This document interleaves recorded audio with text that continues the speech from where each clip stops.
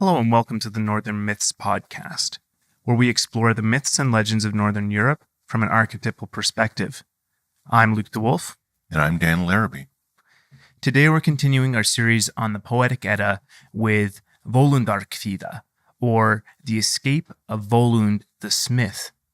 This is still a part of the section of the Poetic Edda which is more centered on the mythology and the gods, but we're dealing with a hero who isn't one of the gods. He's actually an elf, even though that's not clear until kind of midway through the poem, but he's actually an elf. And he's known to be a smith. That's what Volund is known for. He's also got an equivalent in Anglo-Saxon as Wayland.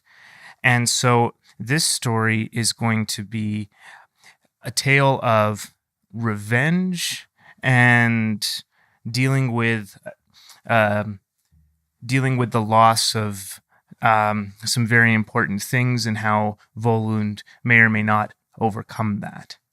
Absolutely. It's when I was reading the story, this was actually the first time I've read the story of Volund, and it kind of takes a turn, and you're like, wow, this isn't necessarily where I thought it was going to be going, but it's definitely interesting and a good story. So exactly, and it's the same for me too. This isn't one of the most well-known stories of the Poetic Edda, but it is definitely part of the mythology, and it gives some insight into ideas about, say, technology and magic and things like that, which aren't explicitly discussed when, say, they're talking about the dwarves. And here's something interesting as well, that Volund is considered an elf, but the dwarves are usually considered to be the realm of smithing and things like that. But I think this is also partially the convergence of those two ideas, the elves and the dwarves. I don't necessarily know that there was too much separation between the two originally, and then maybe they kind of got pushed into their own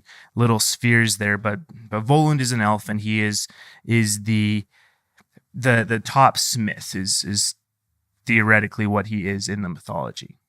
Absolutely. And I don't think it'd be too far to say that he's like the god of smiths. Like, they would, if you were a smith and you wanted to make a good sword, you'd, pray for Volund's guidance, kind of thing. So right, and by extension, he also becomes the patron god of technology in general, and we'll get into that quite a bit in this poem for sure here. Now, this poem starts out with a fairly long prose introduction, which actually gives a fairly good synopsis of everything that's going on here. And it's original to the original text of the manuscript, so we're going to start with that. And before we get into that, just our usual housekeeping and everything. If you want to get in touch with us or support the podcast, one of the best ways you can do that is to get a hold of us on social media or share our work, our podcast on social media. So we're on Facebook, Twitter, Instagram, YouTube. We're either Northern Myths or Northern Myths Podcast on all of those platforms. We're also personally on Twitter at NorthMythLuke and at NorthMythDan. And you can get in touch with us there and leave comments and things like that. And we'll do our best to get back to you. And share is always appreciated. It's one of the best ways to get us in front of new listeners and viewers, and so that's always appreciated. Another great way you can help support the show is through a review on whatever podcast platform you happen to use. Especially helpful is Apple Podcasts or iTunes. Definitely helpful to get us in front of more listeners in that regard. So a 5-star review is definitely appreciated if you don't mind taking a quick moment for that. And as well, we do have a couple of ways you can support the show directly. We have a merchandise store, which the link will be below, either in the podcast notes or the YouTube description. And we've got a few shirts and mugs and things like that you can purchase. If you're watching on YouTube, Dan is wearing our Northern Myths Podcast shirt. So if you want to support the show directly and represent a little bit, that's one way you can do that. And on our website, we also have a list of recommended books and music. And it's books that we found influential to us that's helped the development of the show, and music from some of our favorite guests who've been on the show who produce music. So In all those cases, that'll take you to Amazon, and it's an Amazon affiliate link. So if you make a purchase through that link, a little bit of that will go towards the show. And so that's always appreciated. And with that out of the way, let's dive in. Let's dive in. Okay. Völundarkviða.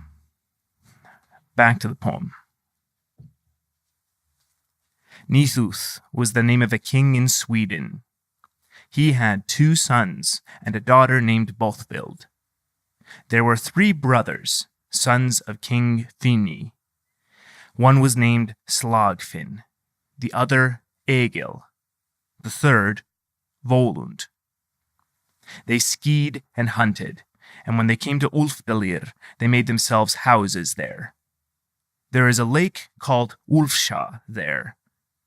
Early in the morning, they found 3 women at the lake shore who were spinning thread. There were swan skins near them, since the women were Valkyries.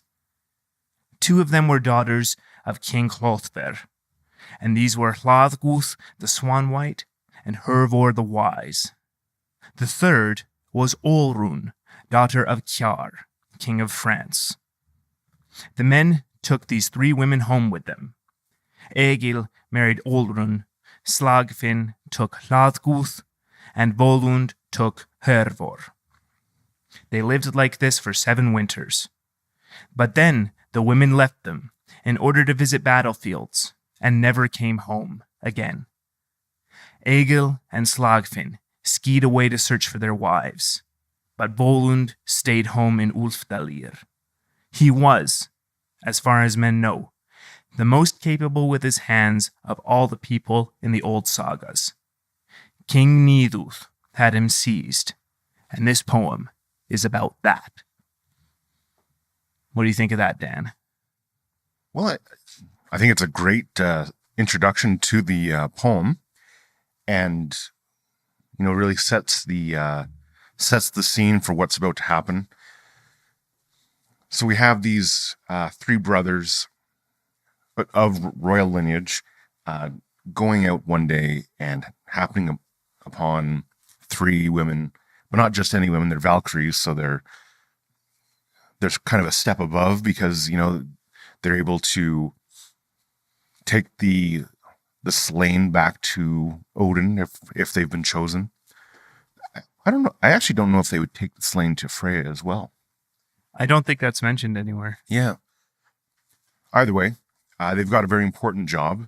And then in Valhalla itself, they're serving mead to the fighters after they've had a long day of fighting and dying and being resurrected. And in fact, one of their names, Olrun, is the name actually means like ale rune. So like she's very connected with that mead that would be served to the Einherjar. So I thought that was interesting.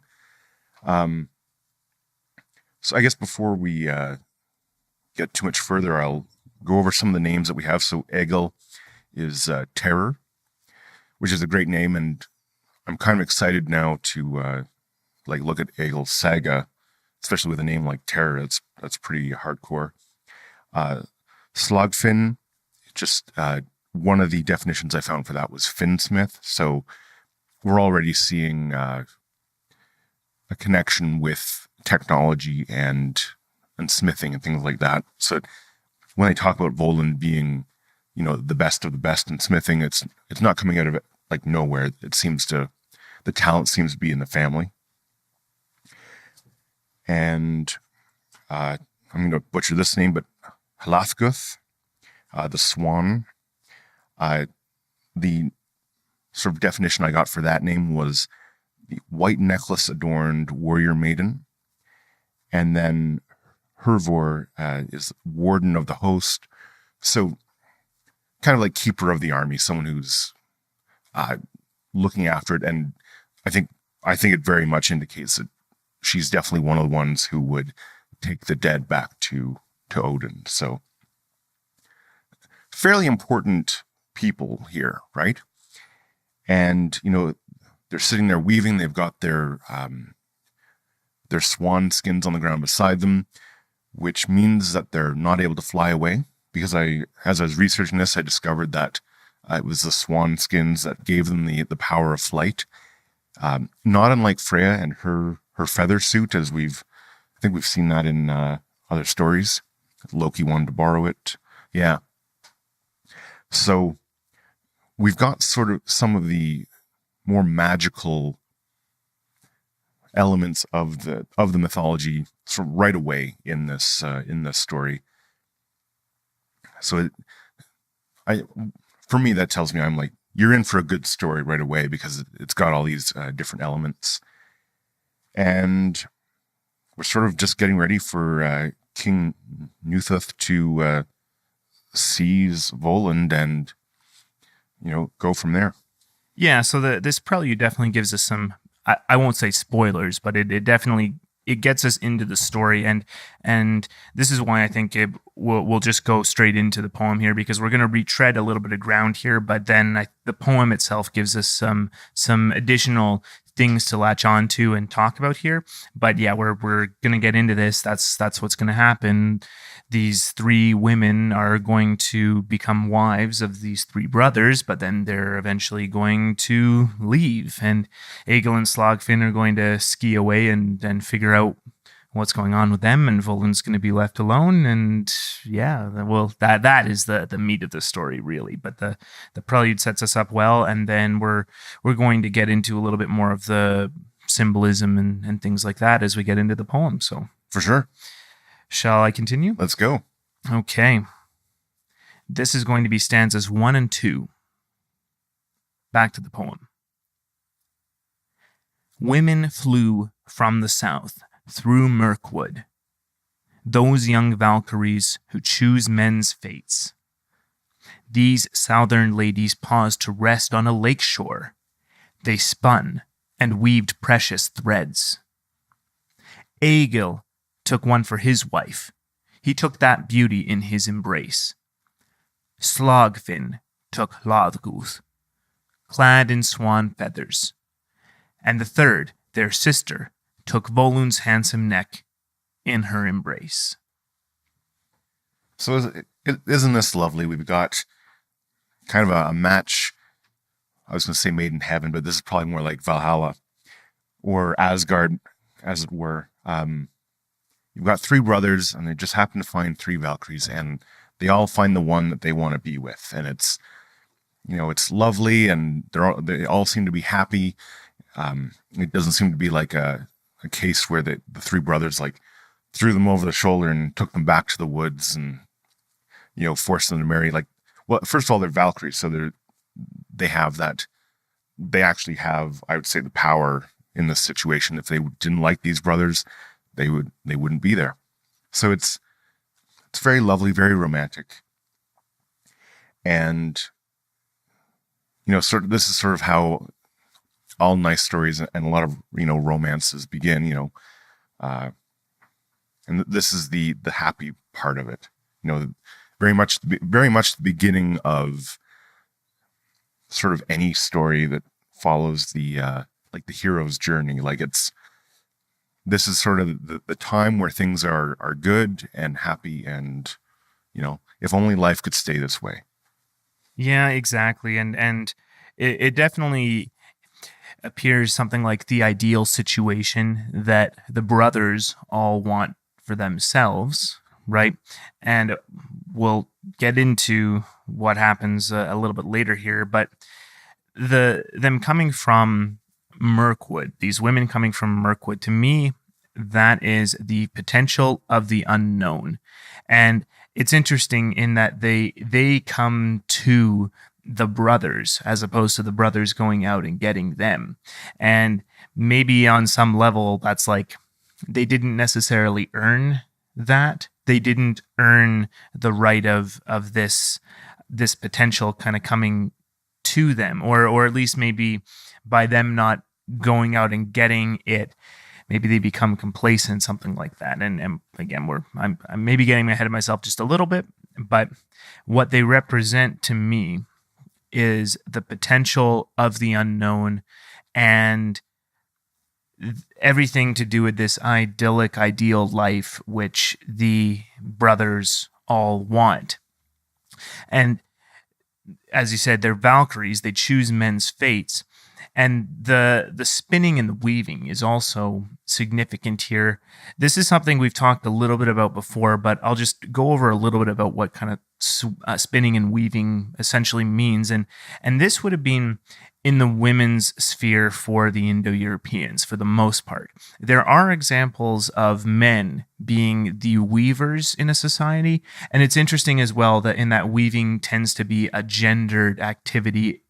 That is, one gender in a culture is responsible for weaving. So it's women in the Indo-Europeans for the most part, but there are instances of men being the weavers in a particular culture, the Egyptians being a significant one, and also one that would have been in contact with many of these civilizations at one point or another. So that's just an interesting example.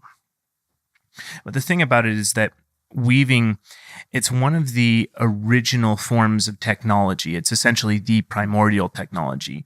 In the Bible, clothing is the first thing that gets applied to Adam and Eve in the Garden of Eden, which is the first story in the Bible, and it's the first real piece of technology that exists. This would have been one of the original things that would have, along with, say, fire and things like that, that would have helped humanity get a leg up on everything else. They're able to craft protection against the elements, which does not occur naturally. It mimics fur and things like that, and certainly these cultures would have also used furs extensively, very, very warm.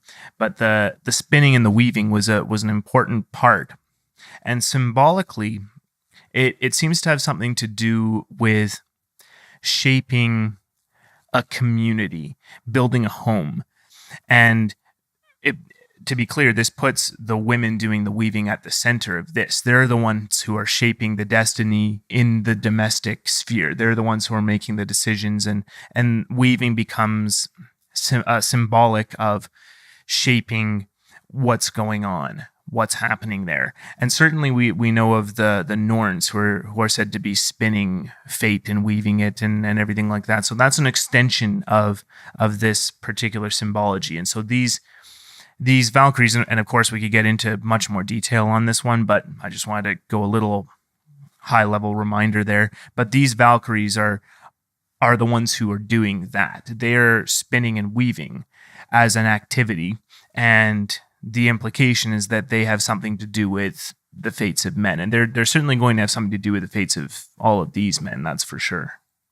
Absolutely. And we've already talked a little bit about it, but they're right in there with the fates of men. They're choosing the slain and bringing the selected ones back to Odin. So it's,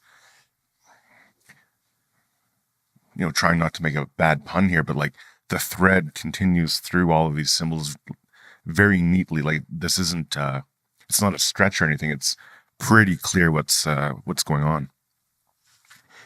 I liked what you said about the Valkyries coming to meet the men that, the potential of the chaos sort of coming out to meet them. And the men, I think, actually behave in the correct way in that they embrace the chaos. And we even have, the third sister took Volund's handsome neck in her embrace. Like they're welcoming it in as you're supposed to. And, you're not fighting with it. You're not running away from it. You're working with it and sort of finding I would say the beauty in it, because they're going to get married. So yeah.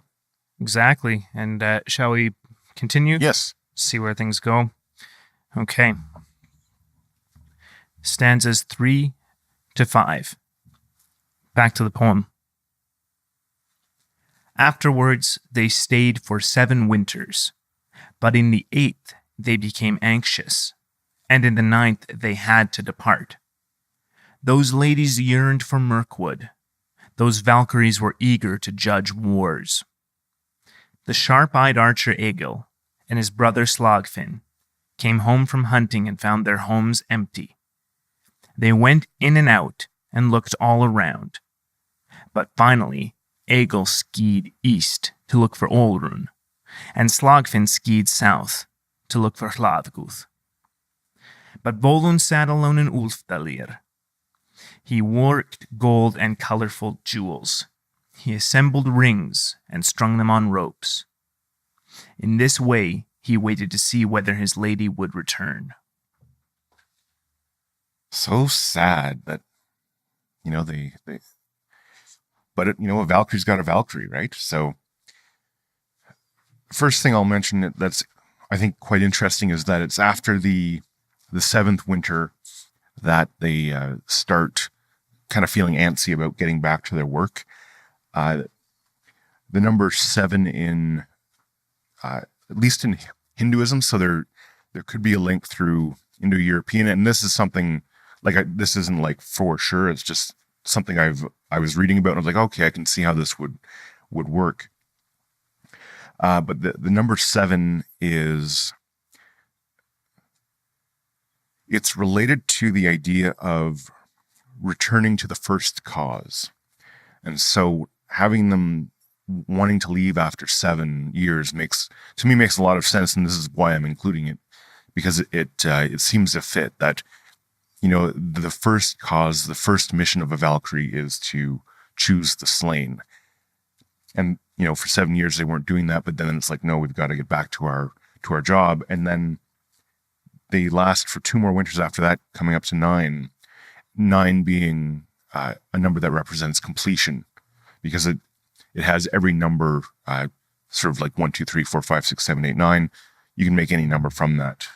I guess you'd need zeros, but they hadn't got those yet. But yeah, so once they've sort of reached completion, they leave. And I think you've got 2 of the brothers, Egil and Slagfinn. I think they do the right thing. It's a call to adventure. Like, their wives have left for adventure, and these guys like, oh geez, like, yeah, we got to follow them. And I think it's interesting that they mention the sort of the martial attributes of both. One's a hunter and one's a sharp-eyed archer, so that they would actually probably feel at home, or at least be able to perform well enough in battles. They're high enough on that dominance hierarchy of battle that they wouldn't be they wouldn't be bad at it. So they can actually like follow their wives and hopefully meet up with them again, and probably on a battlefield, because that's what they would be doing. But then we have poor Volund, who, instead of going after his wife, he sort of goes home and loses himself in work.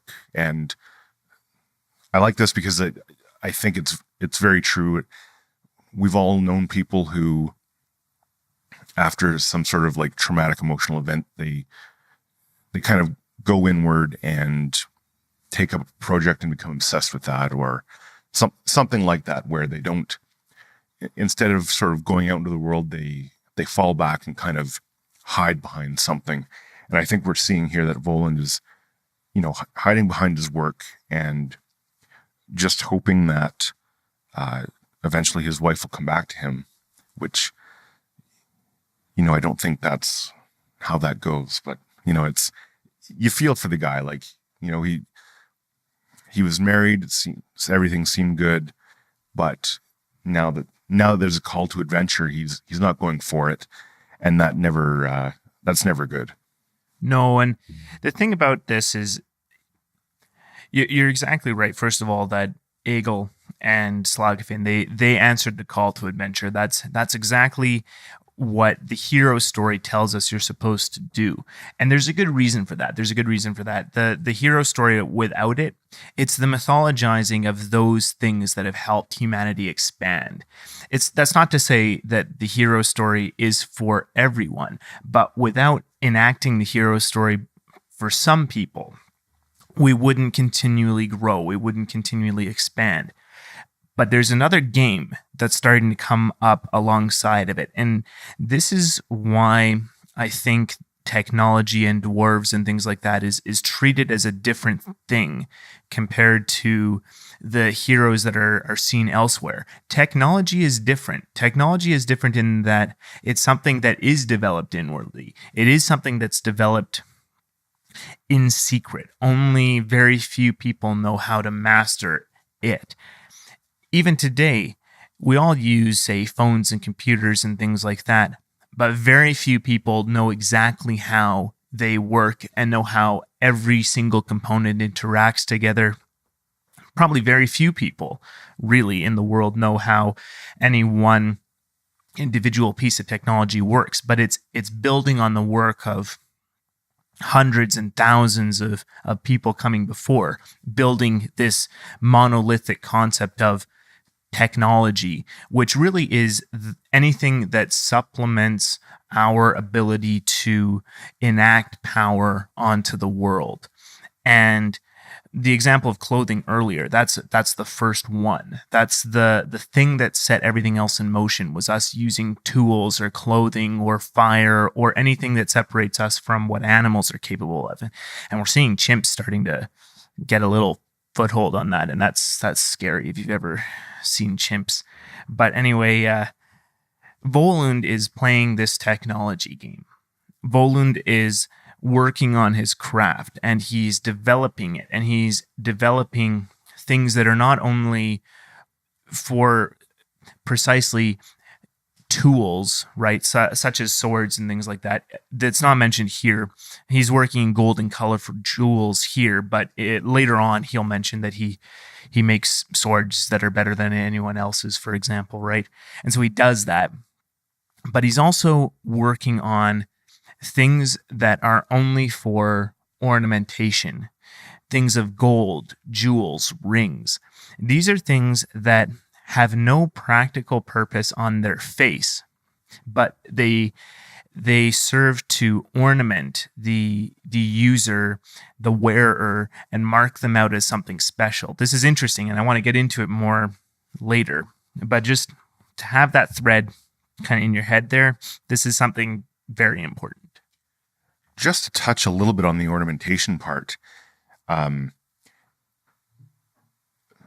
I'm sure you'll get into this a bit, so I don't want to steal any thunder, but there's an idea that, you can use too much ornamentation in order to hide some shortcoming. And I almost think we're seeing that in a way with volunteers, that he's making, all of these rings and stringing them up. It's almost like he's hiding behind that ornamentation, hiding his pain and behind that, because he's so far into this. And I've got notes here. Without that feminine chaos of his wife and that spark of life that the feminine brings into life, he's really descended into order. And usually we hear like, oh, everything descended into chaos and it was bad and everything, but the opposite's true. You can descend into order. And so he's just like taking these raw materials of raw potential, like gold and jewels, and just ordering them and just focusing completely on that. And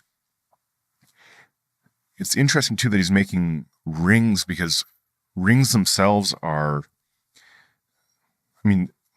they're kind of clearly a symbol of, like, well, one, binding. We still do that today with, marriage and stuff and exchanging of rings. But when you're doing that, when you're getting married, you're kind of, you're marrying the masculine and the feminine together, right? So you're kind of binding that potential chaos so that it's a little less chaotic, and I would say you're actually maximizing the potential there. And so he's making all of these rings as like this weird like copy of the chaos and the potential that he had with his wife. And it's like, it's almost this weird, like, I think it's called like a simulacrum, where it's not actually a copy of it, but it's like a copy of a copy of a copy that may or may not have actually existed. So he's desperately trying to access that chaotic potential again, but using tools that are not meant for that at all and will never be able to access it. So I would say it's actually quite tragic here that he's at the top of his dominance hierarchy, but it's not helping him in this, even though he's like, okay, well, maybe if I just get even better. It's like he's going down the wrong path. Right. Yeah. I think you got the right idea there for sure, as far as what he's doing, and he's building a reputation, though, as we'll see, and what he's doing will kind of all work itself out as the story goes. So should we continue? I think so. Okay. Stanzas 6 to 9. Back to the poem. Nithuth learned this, the lord of Njari. He heard that Volund was alone in his valley. He sent men in the night, wearing well-made armor. Their shields glimmered in the light of the waning moon. They dismounted at Volund's doorstep. They went inside his vast home. They saw Volund's golden rings, 700 altogether, strung on a rope. They took them in hand, then put them back, but stole a single one before they stepped out. Then the keen-eyed archer, Volund, came home. He had traveled a long way that day. He started to roast the meat of a brown bear. The kindling burned, the dry wood burned, the wind-dry logs burned, and it warmed Volund. So here we have Nithuth using his power at the top of his dominance hierarchy to send his army and his men to, at least harass Volund. We don't really know what they're going to do yet, but probably can't be good. Things like that are never good. But it's interesting, they mention, wearing well-made armor, their shields glimmered in the light of the waning moon. So this isn't like a ragtag bunch of mercenaries. This is a proper army who have good equipment. So obviously they have access to technology. Now it might not be as good as what Volund could do, but it's still like top of the line stuff. This isn't, they're at least comparable to Volund. This isn't a mismatch situation here. And then they go to his house and they play around with the stuff that he's made in like 700 rings. That's an obsession, right? And then they take one, and you would think with that many rings he wouldn't notice, right? However, I think we get a hint when they talk about Volund having a keen eye as well, not unlike his brothers. And then, he comes home after hunting. He gets a brown bear. Now, something interesting about brown bears in Old Norse and Icelandic is that the name for bear wouldn't actually say bear. The word bear was forbidden. So it would be like, brown beast or something like that. But I just found that out, and I thought that was interesting, that bears in many cultures in Europe, you never said their actual name for fear of summoning them. It was like the brown beast or the brown one or something like that. And I actually think that's why we have that descriptor of brown there, because that's how they would have known, it was a bear. And then talking about kindling, dry wood, wind dry, like that's showing again, like mastery of technology. Like he's really, this guy Volund, he knows his stuff. He's done everything right with the wood so that it's going to burn well. He's taken the time to do it, because drying wood and wind dry logs, it takes like about a year. Like, so you harvest the wood and then it's about a year before you can use it. So we're really seeing that Volund has the aptitude, the skill, the talent, and has put in the work to get to the top of this particular dominance hierarchy.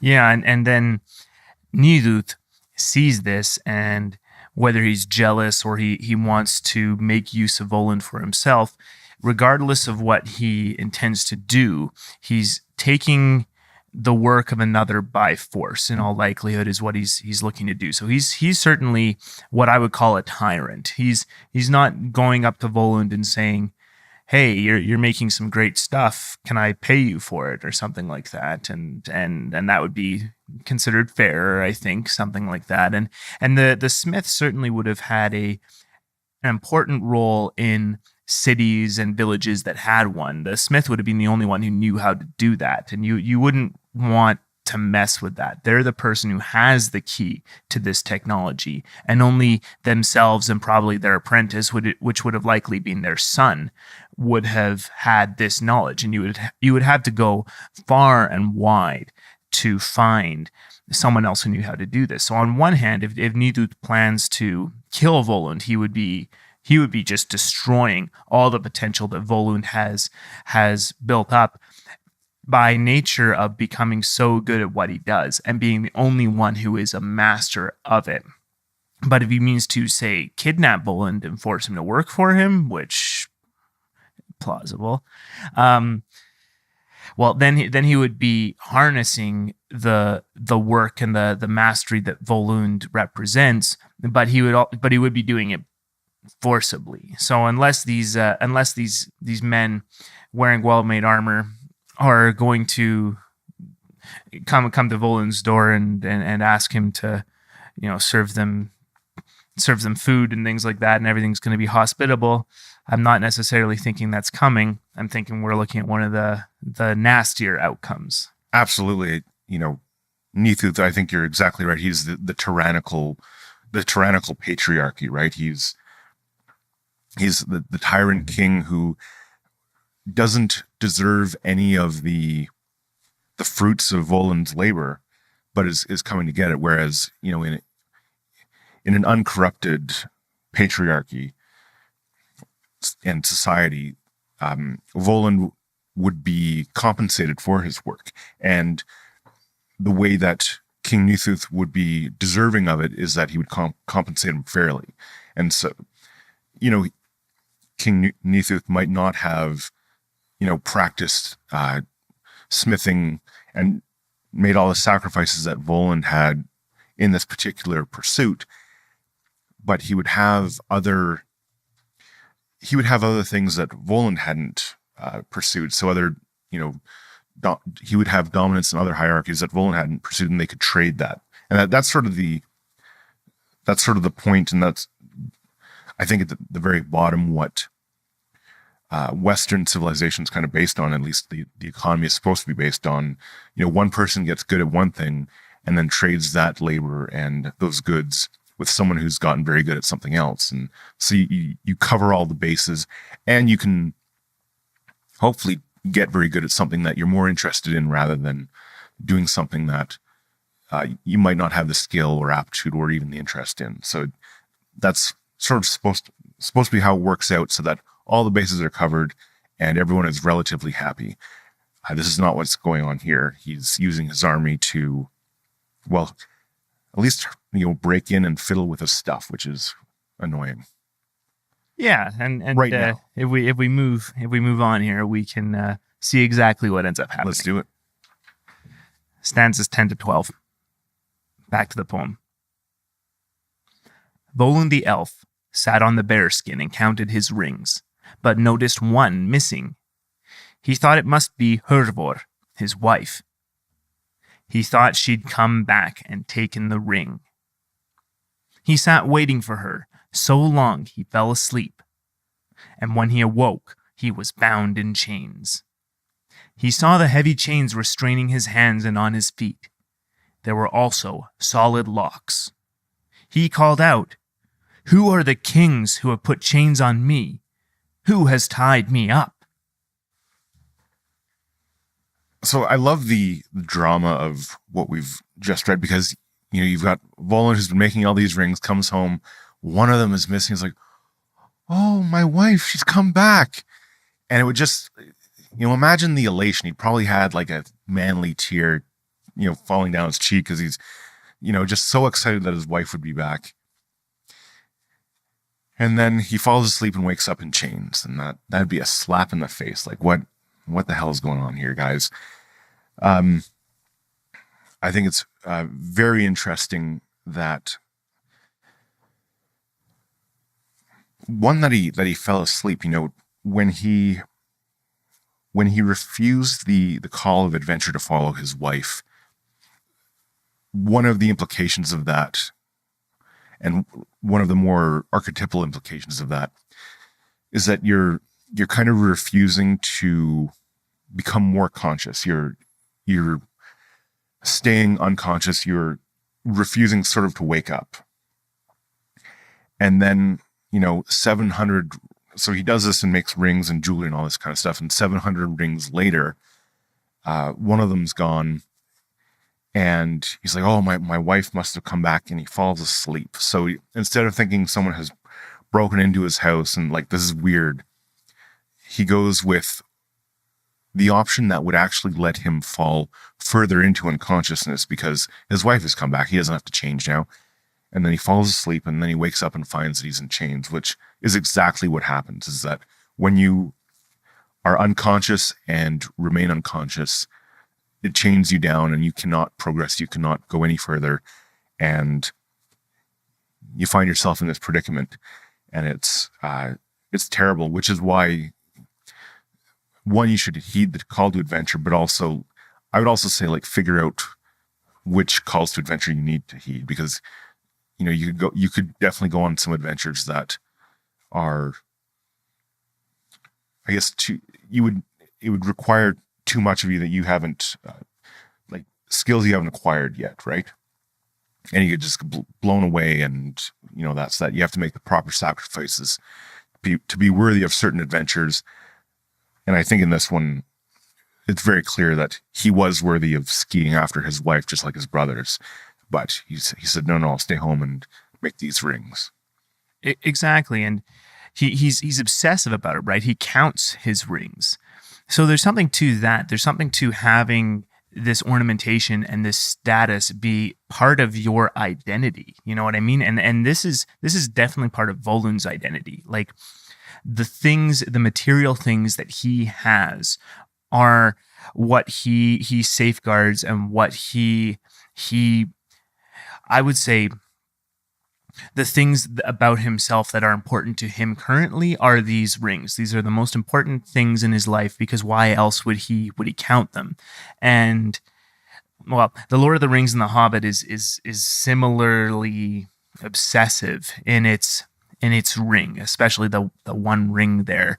And well, okay, so I'll be honest in that a lot of good symbolism from this stuff regarding rings actually comes from a video by Jonathan Pajot, which came out very recently prior to our recording this episode. It was perfect timing, and it put a couple of things into clarity. We'll post a link to his video there, because it's fantastic, and it's about the symbolism of the ring in The Lord of the Rings, which just works so well for us here.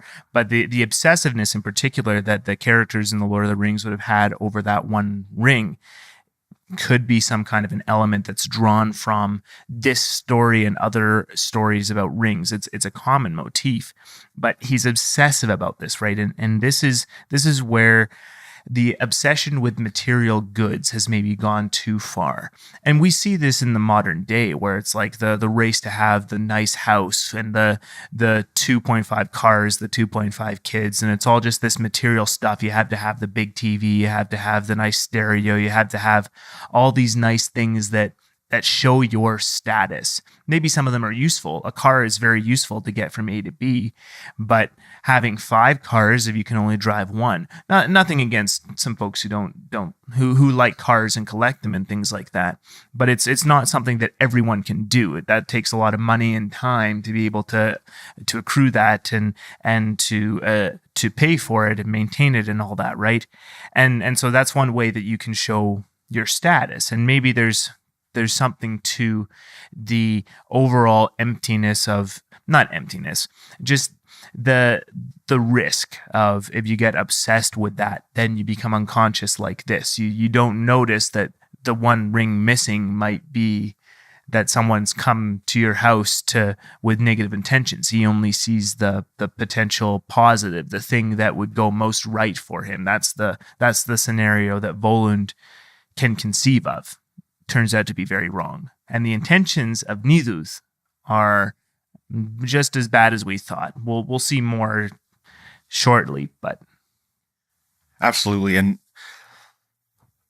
we can really see too the lack of interaction with that potential of chaos, because he's making all these rings that have that symbolism of kind of controlled potential in chaos, and he's just like recreating it again and again and again to sort of fill that void in his life of actually having that healthy interaction with the unknown.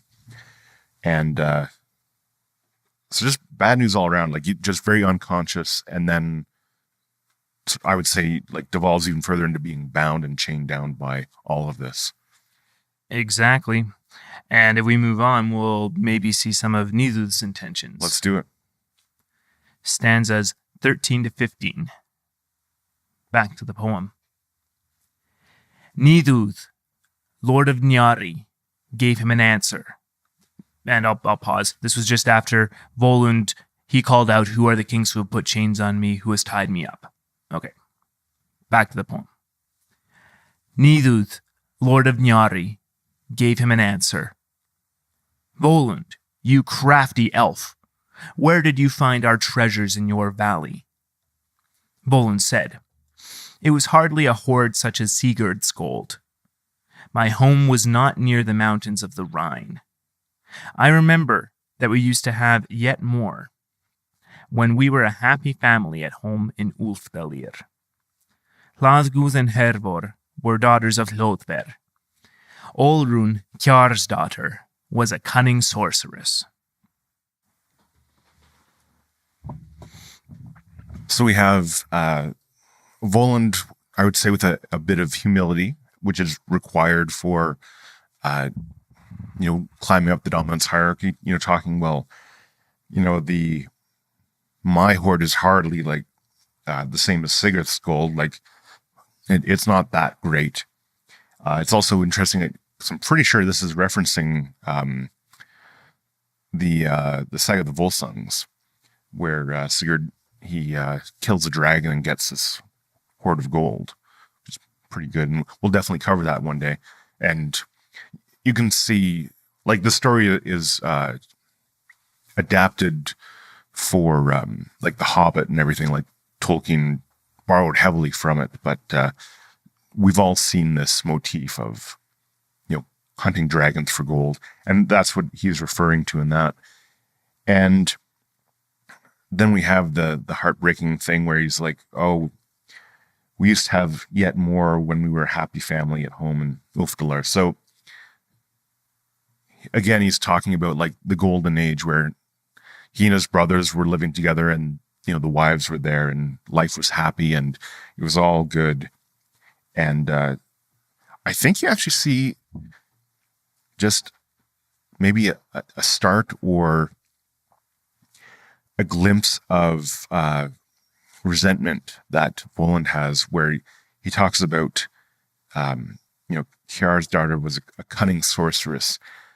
I can see that as a compliment, that, oh, she was a skilled sorceress and all this kind of stuff. But I wonder too if it could go the other way, because magic and witchcraft, like, well, how did you fall for these women? Well, they were a cunning sorceress, and you see that often enough where usually men, something goes wrong in their romantic life, and they heap the blame on the women for their, womanly wiles. So I'm curious to see if we'll see any more resentment from Volund.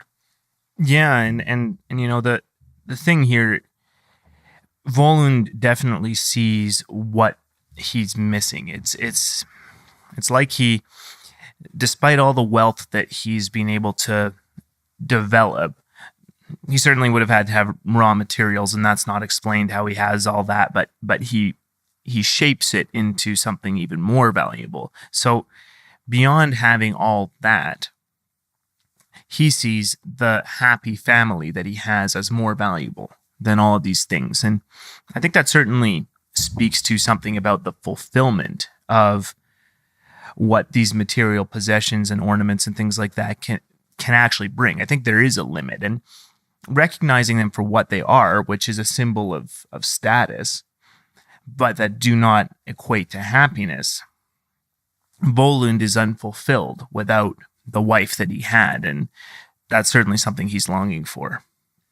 Are you saying that stuff doesn't make you happy? Something like that. Whoa.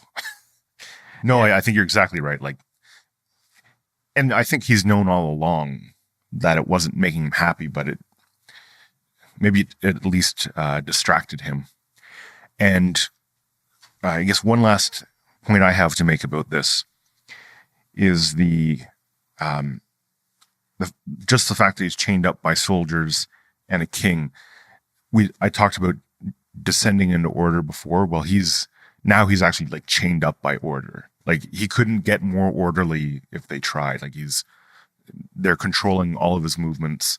So order is definitely as big a threat as chaos at the extremes. Exactly. And the other thing here is that Nithuth, he hasn't really revealed exactly why he took Volund here, but he is following that pattern. Like, he's gone towards that tyrannical patriarch sort of thing here. He's not actually going to ever really say it in this poem, but he wants Volund's expertise, and he wants Volund to work for him and all those fun things. So this is going to be where this goes, but it's going to get even more sinister here shortly. Yes, it takes a turn. Okay. Back to the poem. Stanzas 16 and 17. Nithuth's queen came into the magnificent hall. She stood proudly on the floor and spoke. This man who came in from the woods will not be happy. King Nithuth gave his daughter the gold ring that he had taken from Volund. He himself carried Volund's sword, and the queen said, Volund shows his teeth every time he sees that sword, or when Bothvild wears that ring in his presence. His eyes are so cruel as a glistening snake's. Cut his sinews, rob his strength, and put him away in Cyverstoth. Well, it's taken a dramatic turn, with, the queen coming in. And it's funny that the others don't recognize this at first, but it's the queen who does that. Every time he sees the sword that he has crafted and the ring on Bothfield, he looks cruel and bothered, and certainly, and probably rightfully. I mean, he's had his stuff stolen, but like, there's definitely like resentment there. And it's interesting that they've taken now his sword, because we focus mostly on rings and jewels and that type of thing, but they've got a sword now too. So they've essentially taken the symbols of his, masculine virility and ability to make order, as well as, the feminine openness and, just openness to chaos and embracing it. So they've really stripped him of all of his power. And we see that in the very real sense of hamstring him, where they cut his hamstring so that he can't move. Like, he's symbolically crippled, but also very really, like, in reality, crippled. And I do think it's appropriate as well that they have the queen doing that, because that's kind of like, she's in a way the devouring mother, and she's devouring him. Just this is how nature works. If you don't have both the masculine and the feminine, you're crippled in some way. And if you don't, not having one is bad enough, but having both taken away, like, essentially you're stuck. you're not going anywhere until you kind of reclaim it. And that's exactly the problem that Volund is going to have, is that he's crippled.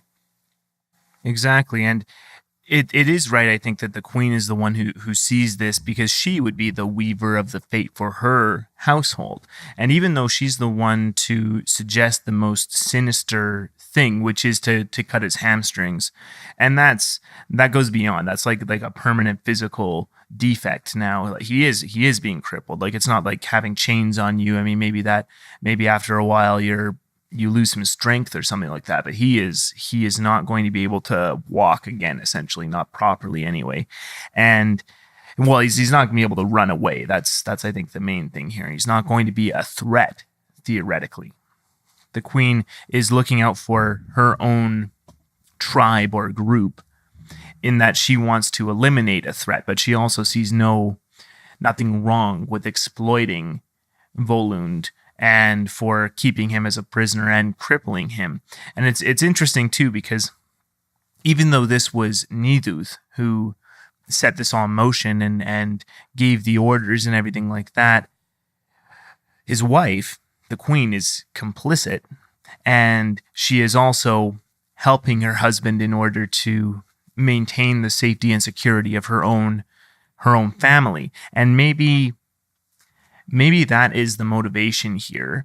Maybe Nithuth is the one who was motivated by wealth or greed or whatnot, but the queen is motivated by maintaining the security for her family. And so her seeing Volund, well, eyes being cruel, and he bares his teeth every time he sees the sword, whatever, all of this stuff. Her seeing that's a threat to the security of her family.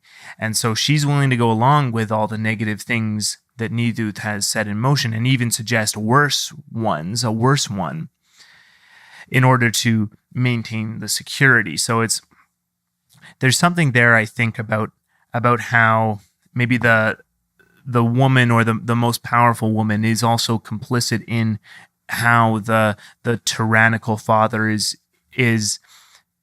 conducting himself, how Nithuth is conducting himself. Because on a symbolic level, I think that says something like the machinations of order cannot continue without being propped up as well by the feminine as well. You know what I mean? Like, the tyranny that Nithuth represents is also being fueled by possibly the negative aspects here of the symbolic feminine, which are necessary to keep him in power, something like that. Absolutely. It's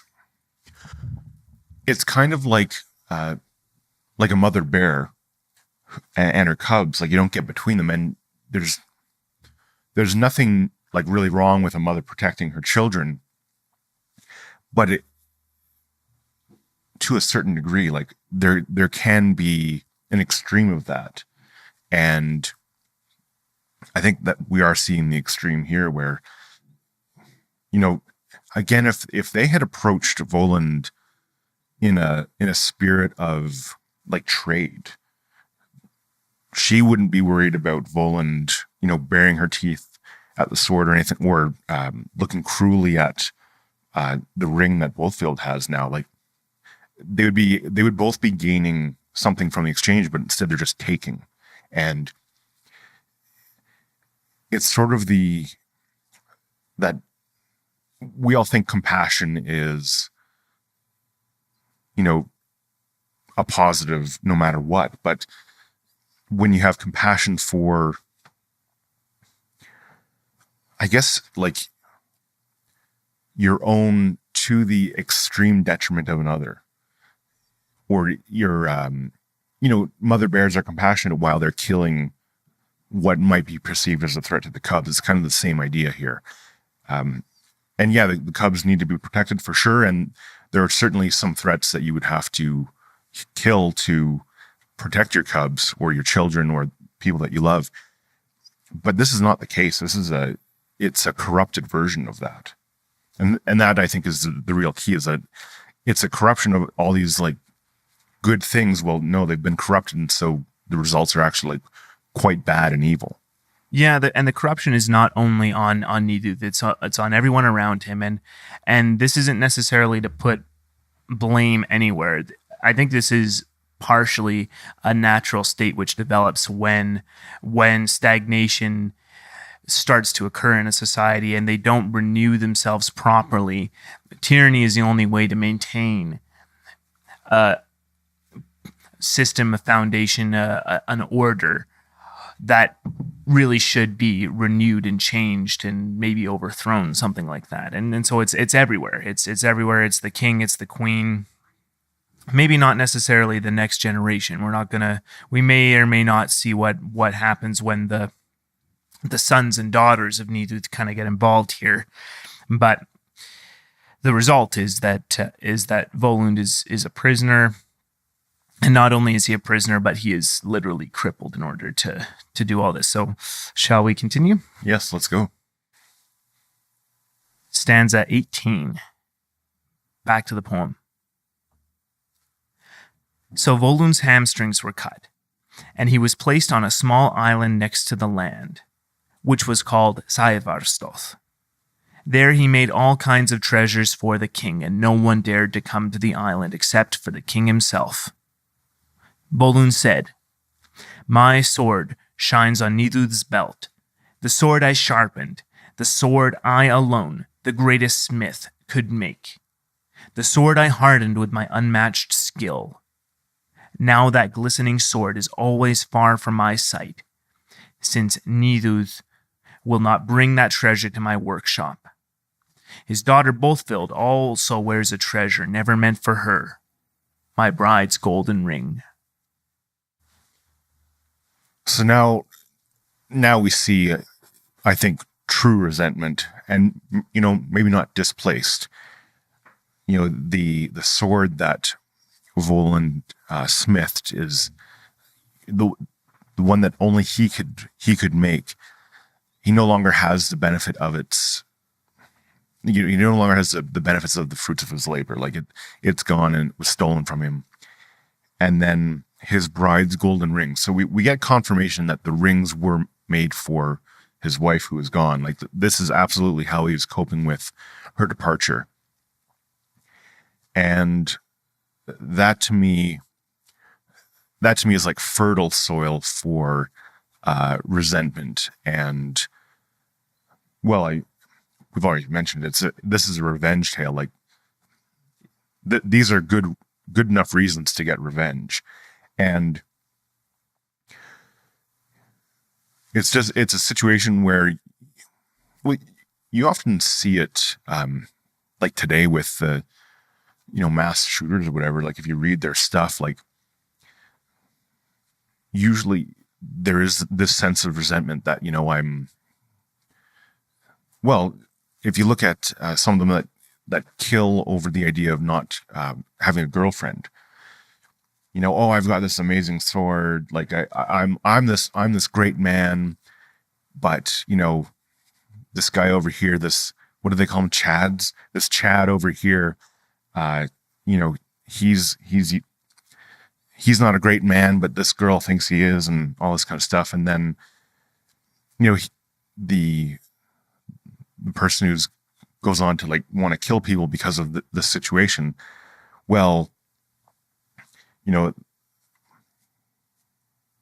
there's often, if you ever like go on the internet and like Reddit, and like there's a section called Nice Guys, and it's inevitably someone will get a text message from and I'm using air quotes now, a nice guy, and it's like, "Oh, you're so beautiful, I love you so much," unprovoked, like they've never talked before. It's just this random person texting them, and they say, "Oh, thank you so much, but I've got a boyfriend already."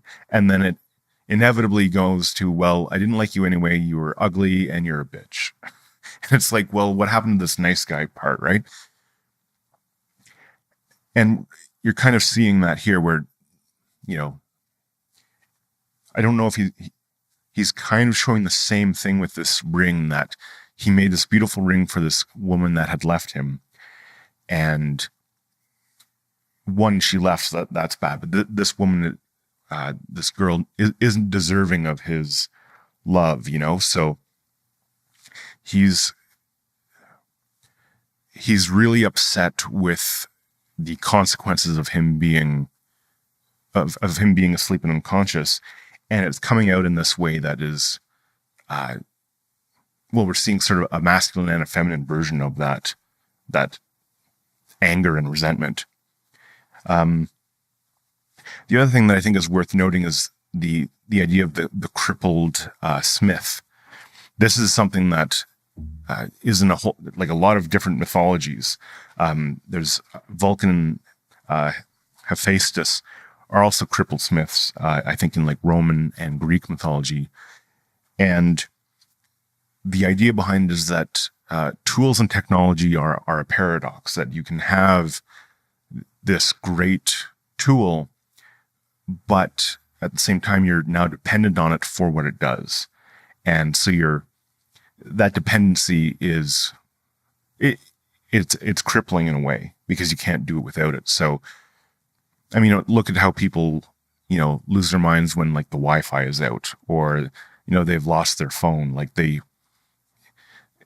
When we use tools, we give up a bit of our own autonomy to it.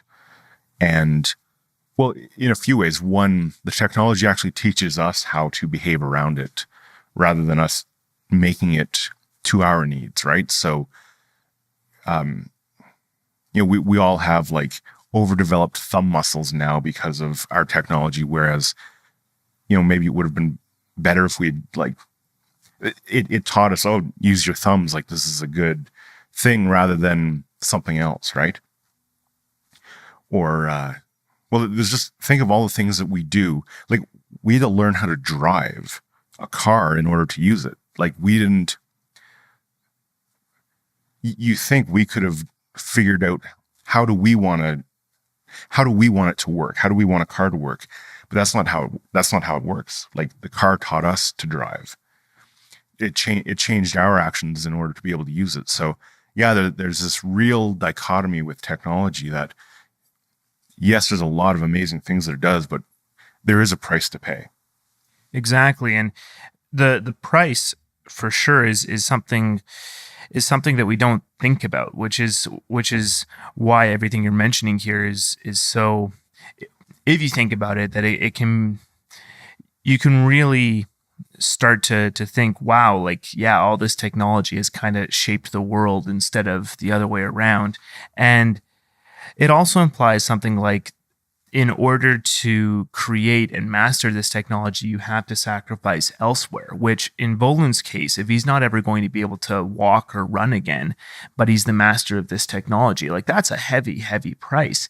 I think the broader price is that in order to be very, very good in one dominance hierarchy, you basically sacrifice in all the others. You sacrifice your ability in everything else that you could have done instead.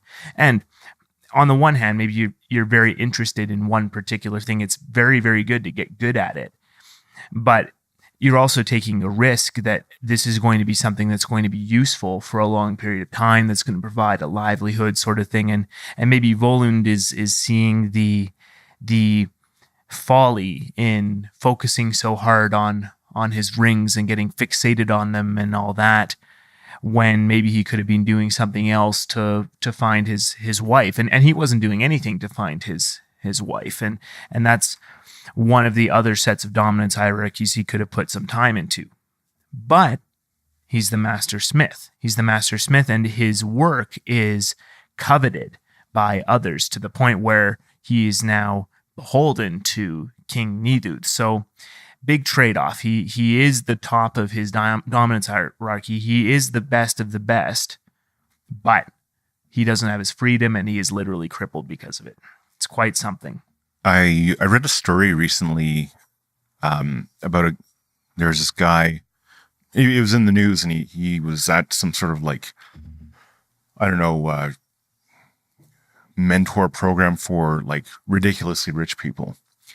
Because he wanted to become ridiculously rich, and he had a chance to talk to someone whose net worth was like $200 million, which, it's funny, you might think, oh, that's not that much. I mean, there's Bill Gates and Jeff Bezos, but it actually is. Like, you're getting to the very tip top of the dominance hierarchy at that point. And so I asked him, like, what can I do to improve my life so that I can, reach this level of wealth? And the guy was like, well, do you have a girlfriend? Do you have friends? It's like, yeah. It's like, okay, drop them. And he's just like, oh, like, what do you mean? It's like, get rid of them. They're wasting your time. And it was just like, and that's exactly it. Like, if you want to get to the very top of dominance hierarchies, you have to make the sacrifice somewhere, and it's going to be the other dominance hierarchies, and you have to decide whether it's worth it or not. Definitely. And then in Volund's case here, now he's starting to see the negatives, and maybe that's going to flip a switch, and his resentment now is most likely in the right place.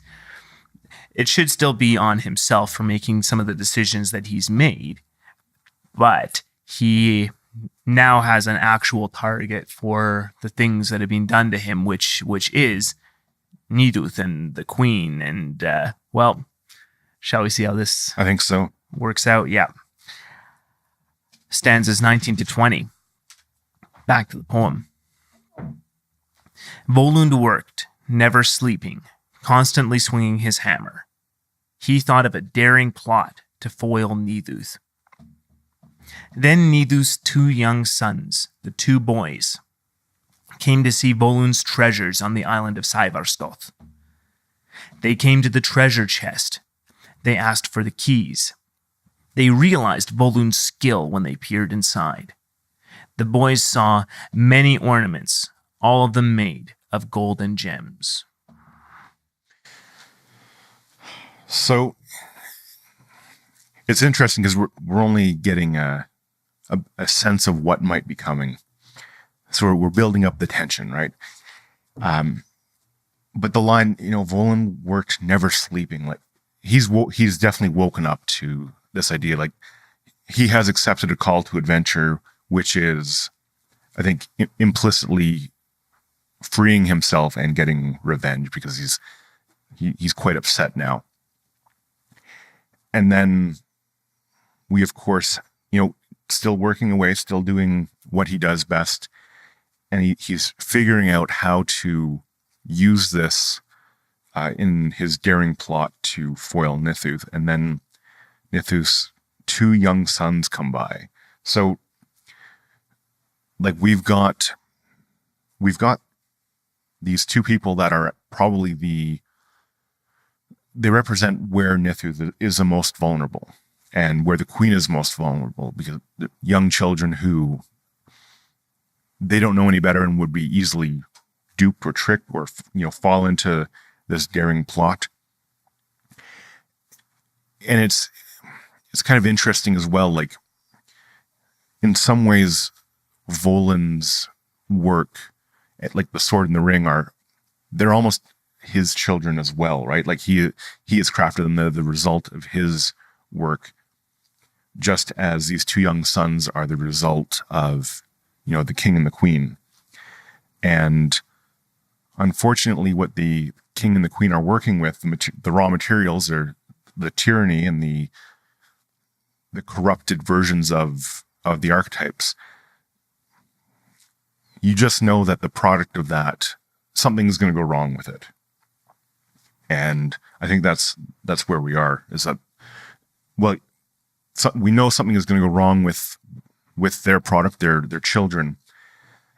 And we kind of get a clue that, they look in and see, just as you said earlier, the ornaments that Volund has made, and how ornamentation is a way to, one, sort of show off status, but also to hide things. And yeah, I think that's what I'll say for now. Yeah, and Volund, now that he has some motivation, now he can get to work properly. He had a nebulous goal which really didn't have any real outline for how he could achieve it in getting his wife back. That was what he initially was looking at, right? But now he's got a concrete thing that he can do to get out of his situation. And we'll see what that actually is, but now he can work at it. So there we go. Now he's constantly working. And of course, This isn't to say necessarily that constantly working is always a good thing. For the most part, everyone needs to take some time to recharge and things like that. And spending some time in the unconscious isn't the worst thing in the world. You sleep every night. That's part of what that actually is you're recharging your brain and your body, and after your rest you're able to face the day. Well, Volund's not doing any of that anymore. He is going, and in a lot of ways it takes a very particular person with motivations and the right combination of industriousness and ideas and all that to really become great. Like, that's the Elon Musks of the world, the Bill Gateses and everything like that. Like, they just went and worked incredibly hard. Elon Musk still certainly absolutely does. And well, the result is they get to the top. They have achieved their goals.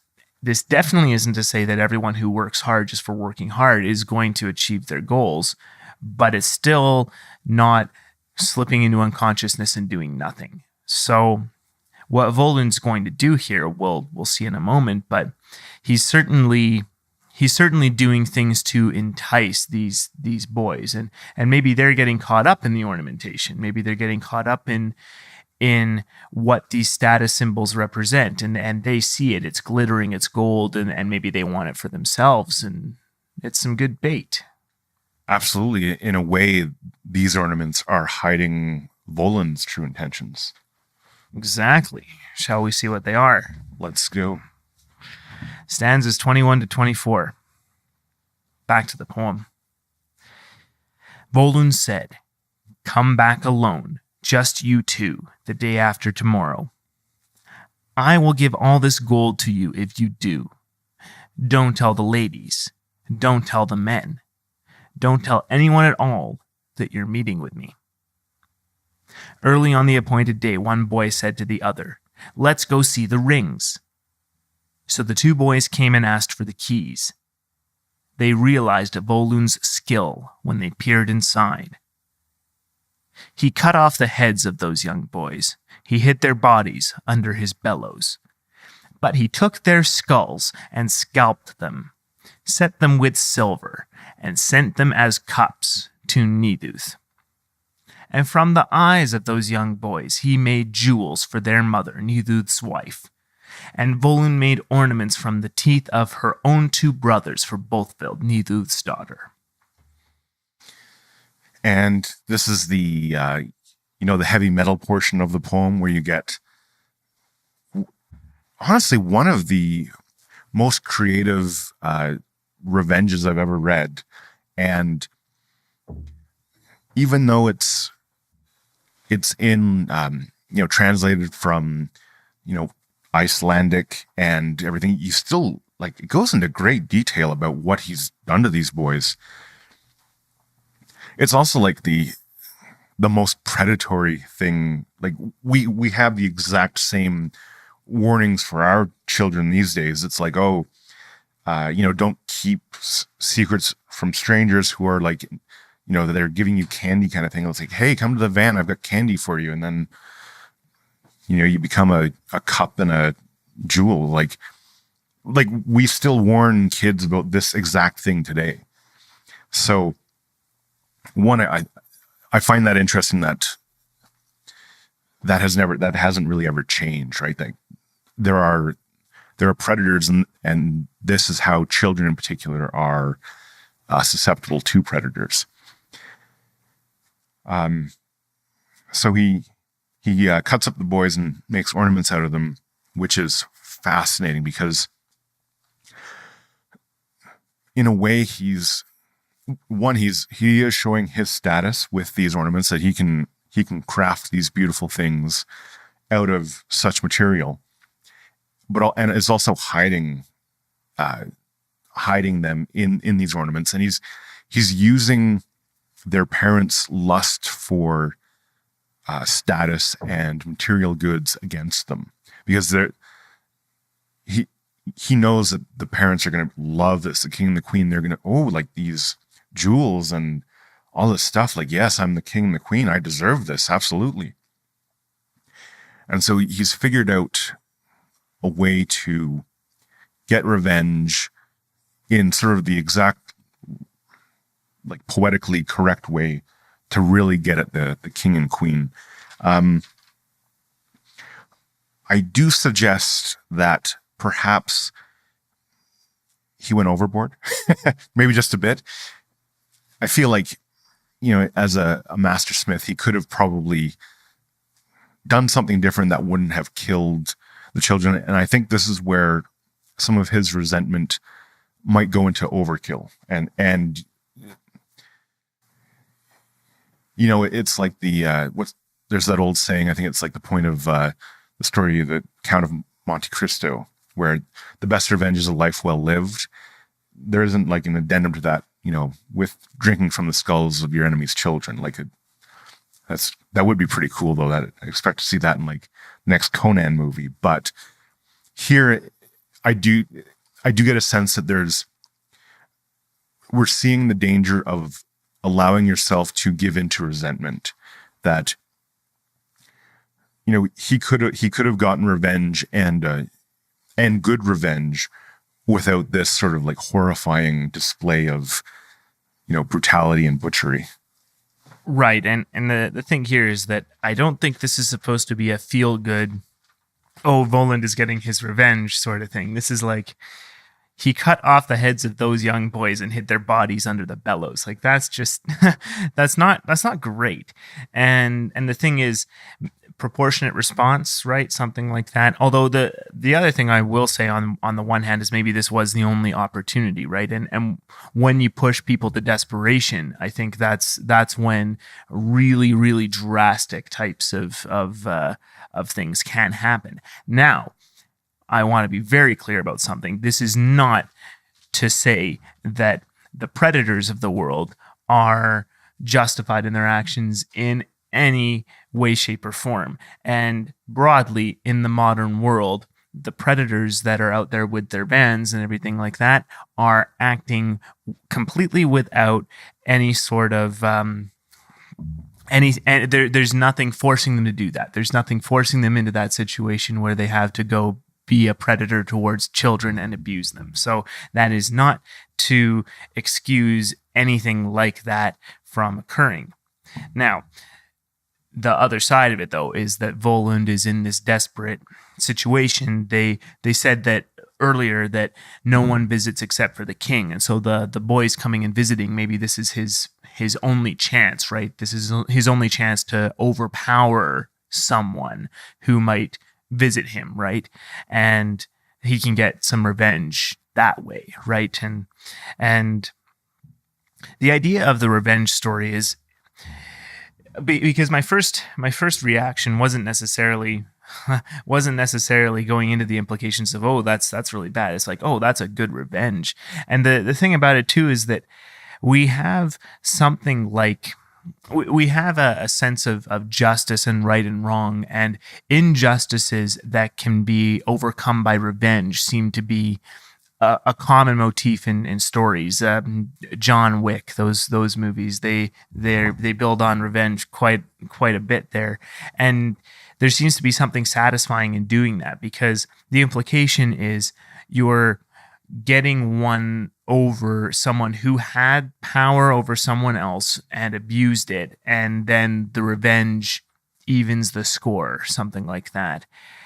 And the thing about it is that I think there's really something to the fairness and unfairness of the world where that really resonates for people, and maybe that is something. Maybe that is tapping into resentment somehow, and that, oh, if I could only just get revenge over the people who've wronged me, sort of thing.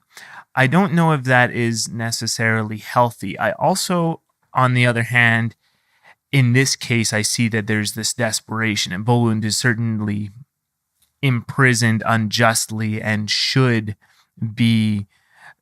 get some recompense for that. The system that was in place to deal with that in the Norse was Weirgild, which essentially put a price on somebody being murdered that the murderer would eventually have to pay.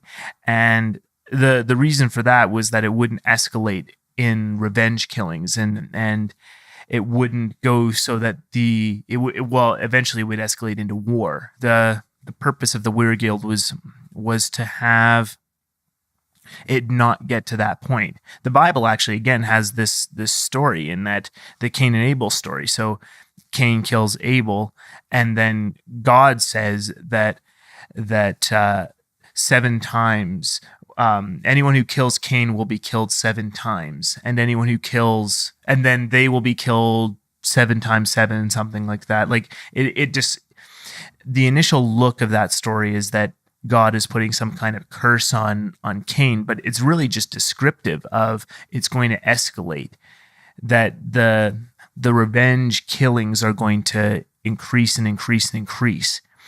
And one of Cain's descendants, Tubal-Cain, is the first person to fashion weapons of war. So it's implied that he's the first smith in the world. And he's got this legacy of revenge built upon him, similar to Volund. And so the idea of revenge, it's hard not to kind of be on Volund's side on this for the injustices he's faced, but going and scalping these young boys might be going a touch far, as you've said. And I think it's a warning on two sides. First of all, against the tyrant, right, for putting Volund into this situation, but also like, yeah, that's one of the socially worst things you can do. Like killing children is not great. Universally socially frowned upon. So. Absolutely. No, I think you're exactly right that we're basically seeing the fruits of the tyranny, but also maybe a bit of resentment for being unconscious all the way back, right? Like we're seeing a lot of like just a lot of the consequences of not doing the right thing on all sides. Because say what you want, these boys, judging by their parents, were probably like pretty annoying. The princes that were like, better than everyone and really pushed in people's faces. But they probably didn't deserve this. Probably not. We haven't heard about them murdering cats or anything like that. Anyway, it's just gonna get better from here though. So yeah, let's go. This is going to be stanzas 25 to 28. Back to the poem. Bothvild praised a ring Volund had made. She told him it was broken. And I don't dare to tell it, she said, to anyone but you. Volund said, I'll repair it so that your father on his throne will look at it, and to him and to your mother it will look even better, and you'll think so too when you wear it. He gave her beer. He could easily outdrink her, and finally she sat in his chair and she slept. Volund said, Now I have avenged the wrongs done to me, all except one of the most wicked. I have done well. I wish I were on my feet, the ones cut from me by the wicked men of Nithuth. But then, laughing, Volund launched himself in the air. Bothvild wept as she left the island. She wept for her lover's departure and her father's anger. So they don't explicitly say it, and we'll get proof soon, but basically what happened was Bothvild came to Volund to have the ring repaired, and Volund's like, I know I can drink more than her. So he gets her passed out drunk, and then lays with her, let's say. They don't go, we'll see the proof of it later, and then we can, talk about rape and that kind of stuff. But the one of the important parts here is, Volund launching himself into the air, because he's not able to walk, so he can't escape that way, right? Like he's kind of stuck because his legs are lame. I guess, and it doesn't say it explicitly, but the idea is that he built himself a flying contraption and is now able to fly rather than walk. And I think it just shows sort of that overcoming of obstacles and reaching sort of a level of consciousness that is beyond, well, at least unconscious as he was before, but he's definitely growing and going further than he could have ever before. Exactly. And I think this is definitely something like overcoming weakness with technology and skill. And that's something that's appealing to a lot of people for sure. The hero story isn't necessarily accessible to everyone, or at least it appears like it isn't. I think in a lot of ways, anyone can improve themselves physically and make themselves more competent in various ways. But a lot of the time, that's just not what a person is interested in or good at. And being good at something, like that's so intangible, right? But there really isn't anything that it's not necessarily a level playing field, whether it's the genetics of most of the top athletes in the world would not be there if they did not have the perfect set of physical attributes that make them good at that one sport. And many top athletes as well, if they were just slightly different, they would probably have to take up a different sport in order to reach the top. A lot of athletes actually will play multiple sports in high school and in college and things like that, and then it's the one that they're best at that they eventually pick. And that comes down to skill, but it also comes down to genetics. Skill meaning like that they have worked at it for a very long time, but also to genetics and things like that. And so being good at something, if there isn't that initial aptitude in something like that, there's not a lot of motivation to continue on with something, right? And so having this technology and skill as a means of overcoming other weaknesses, that's a great story. That's a great thing that can say, yeah, you don't have to necessarily participate in the dominance hierarchy that seems to be glorified the most in media, movies, whatever. There's other ways you can do that too and become good at things and become successful. And that's a good message for a lot of people. And it also says something about, I think, going with what you're interested in. Now, I think over the last 20, 30, 40 years, I don't know exactly how long, but the message towards kids in general has been to follow what you're interested in. But in a lot of cases, that ends up resulting in a lot of boys, they end up going into mathematics or computers or engineering because that's what they're good at. That's what they're naturally, their aptitude is. That ends up being the only thing where they can really get good at something really quickly, and it happens to have a lot of success. But girls, on the other hand, if they're told to do what they're interested in, a lot of girls are good at math. A lot of them are very good at math. But they or the other skills and attributes and whatever that are necessary for working and becoming successful in computing and other technology and things like that. But they also tend to be, on average, better at verbal IQ and other soft skills that a lot of these boys end up lacking. Like these boys end up being just very, very good at the math, and that's it.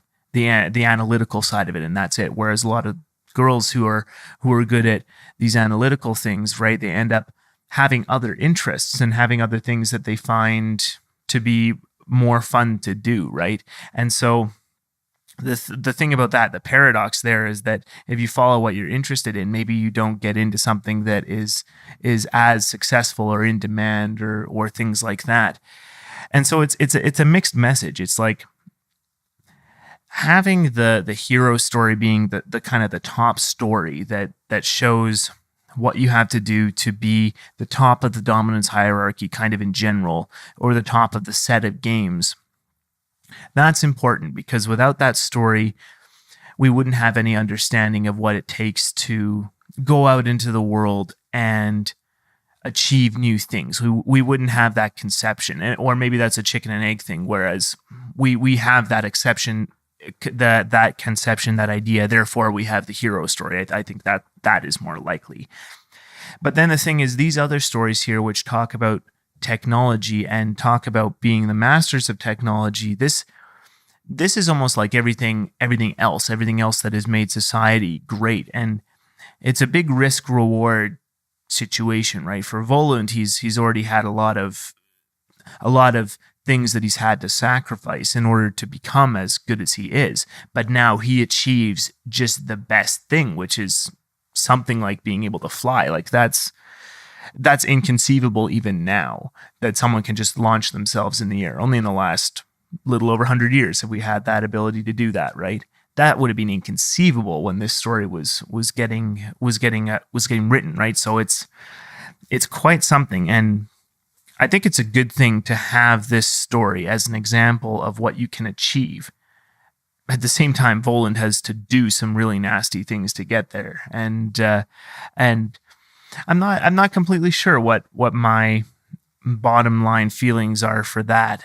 I don't think you have to give up everything in order to become good at something different, some technology, but you do have to give up a lot, like we've said, and the sacrifices are there. And well, you don't have to murder children, though. No. So not usually. No. So this entire thing just kind of comes down to, this is how Volund is achieving his ultimate revenge. And so not only through killing the sons of his captor, but also having sex with his daughter. And he doesn't kill the daughter, I think, because the potential of having a child out of that is like way better than just killing her, sort of thing, which seems to be a theme throughout humanity. Like you kill the men in the other tribe if you're at war, sort of thing. Because they're aggressive, they could be competition, but you don't kill the women because they can make babies. Absolutely. Chimps do that too, right? Like, this isn't just a human thing. It goes way back. Like, this is a evolutionary thing. I was going to say something, but if we move on a bit, it'll be a good spot to talk about it. And we see maybe why Volund, or what Volund does with the idea that, why he kept both alive. So sounds good.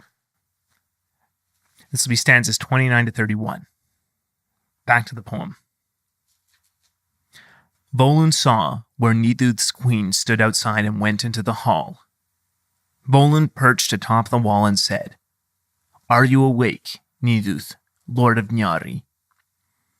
Nithuth said, "I am awake. I have no joy, I barely sleep since my son's death. Your cold actions have chilled me. Now I wish I had never dealt with Volund. Tell me, Volund, you crafty elf, what kind of fate did my sons meet?" So we're getting into it, but I think it's interesting.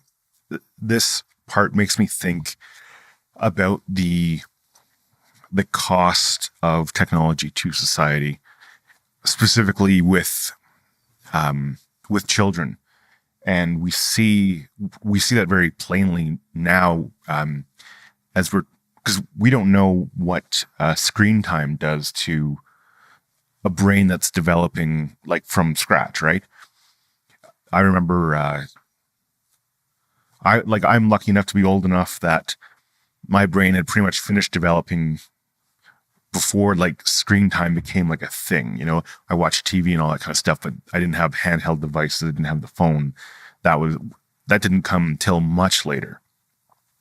But kids now, they can, like, since from birth, they're now seeing, these flashing lights on screen. Like, one, it reminds me of how food is. Like, a kid has an apple and that's delicious, but then they have like a Dorito. And how would an apple ever compete with a Dorito in terms of taste? And because like Doritos and most food is specifically designed to blow your mind, like just activate all the pleasure sensors in your brain, so it's the best thing ever. Like, I know McDonald's has done extensive research on like how much Coca-Cola you want to drink to get the best experience with a quarter pounder with cheese, with the amount of salt they put on the fries, to like just ding, ding, ding all the pleasure centers in your brain. Like, it's totally manipulative because they want to sell more. But, after that, how are you going to eat an apple, which is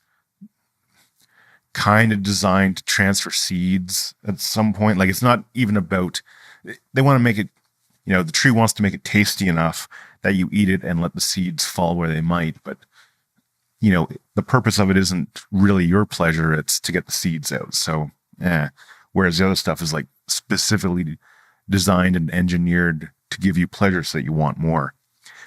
It's not unlike technology in that way. And like, they're always thinking of how to make it more ergonomically correct, how to make it more exciting and enticing. I mean, think of all the crazy video games that we have that are just like amazing to watch. Like, now imagine like, I don't know, like a 3-year-old brain looking at that. How are they going to be able to read a book after that? Like, why would they? There's no point. It's not nearly as exciting and engrossing as that.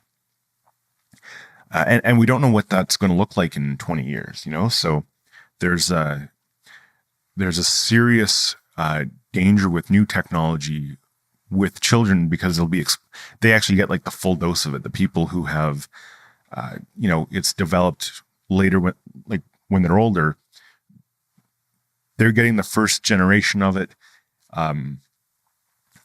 All of the development that they're going to do is generally done, and it's kind of like, okay, this is cool, but it's not literally forming my brain. With kids now, though, like, it's literally forming their brain. Yeah, there's a lot of great research on that that's just starting to develop, because the kids who are growing up with all this are starting to go into high school and college and things like that, and we're starting to actually see the effects. A great book that really talks about this specifically is The Coddling of the American Mind by Jonathan Haidt and Greg Lukianoff, and it's a fantastic book, and it's based on an earlier article that they wrote in 2016 based on trends they were observing on college campuses. And the reason this works the way it does generationally, you have the gap between millennials, which theoretically is everything between the early 80s to the mid 90s, 1995 being a cutoff that we can make fairly specifically, because actually I'll get to that. And then Gen Z, or there's other names for it. iGen, I think, is another name for that, which is a play on iPod, iPhone, right? But iGen, or Gen Z, starts right around 1995. And the reason for that is that this is the generation that would have been at the earliest about 11 or 12 when the iPhone first came out. And then you go further and further for kids who were even now born in the 2000s, for example. They would have essentially lived their entire lives as beyond like 10 years old or something like that, with easy access to social media. And the effects of social media and the way this has developed into creating a unique situation on college campuses and things like that, which is just emerging in the last few years, because this is when the millennials have the youngest millennials, me being actually one of them, the youngest millennials, I'm 1993. The youngest millennials would have just been leaving university and college right around the time when then Gen Z becomes the only ones in university and college, and things took a dramatic shift in terms of cultures of safetyism and call-out culture. They're termed The Coddling of the American Mind, the title of the book. It's nice and pithy, and it references an earlier book, The Closing of the American Mind, which is influential and came much earlier. But this idea of coddling is like the style of parenting that would have influenced and affected these kids. I recommend reading or listening to the book or the audiobook. It's very, very good. But the gist of it, as it's relevant here, is that social media seems to have a disproportionate effect on specifically girls in middle school, because the style of bullying that occurs in boys is largely physical. It's backed up by violence and the threat of violence. And it's in real life. Like this, it's for all that you can see of, say, like toxic masculinity, whatever. It's in real life. It's like they're gonna beat up another boy for whatever, for something trivial. But girls, they have a similar rate of bullying, but it's all done in influence and tearing down another person's status, another girl's status, and it's covert. It's conversations behind the target's back, and it's spreading rumors, or now it gets into the spreading of, say, a doctored photograph that pretends that the girl was being overly promiscuous or something like that. Or it can be insults and rumors spread through anonymous accounts on social media. This is like giving to these girls, here is a tool that vastly amplifies your ability to bully or to target other girls of your age group. Here's this tool, unlimited access. So the thing about it is, since about 2011, when social media really properly took off, younger and younger people have started to exhibit greater and greater patterns of self-harm. But if you split it by gender, with boys, there's an increase, but it's not huge. It's not that significant. With girls aged 10 to 14, in 2016, it took, now I may be getting this slightly wrong, but the gist of it, though, I am getting, is that year over year, or between, say, 2011 and 2016, rates of self-harm of girls 10 to 14 increased by 184%. Tripled. Whoa. Crazy, right? Crazy. And the thing about it is that the only real trigger that we can point to, there hasn't been enough research done on this necessarily to really flesh this out, but Jonathan Haidt and Greg Lukianoff, they did some of this research, and that's where they got their numbers. And it's social media. It's access to social media that seems to really be the cause for all this. And so it's the boys here. It's the boys in this story that we're dealing here with Volund, right? But these days it's girls that are getting the ill effects of social media. And the recommendation is actually like, don't let kids have social media in junior high school or middle school, because by the time high school rolls around, you don't bully in the same way. The bullying reduces and it becomes less petty. It's, in some ways, I think it is figuring out the game of bullying, of jostling within the dominance hierarchy, and that's supposedly all happening between the ages of roughly 11 and 13. That makes a lot of sense. Because I remember like my middle school and high school experience. Middle school, like there are like definitive like cliques, and there's not a lot of interaction between the two, and there are definitely people you don't like, and then there's more fights in the schoolyard and that kind of thing. But then I remember like my last year of high school, like anyone could have pretty much sat anywhere at lunch and it would have been fine. You would have had a good time. Like there was sort of that idea that you might not all be like close friends, but there was at least a shared bond of like, oh, we're all here and it's, let's just have a good time. It will get further along if we get along, kind of thing. But with the,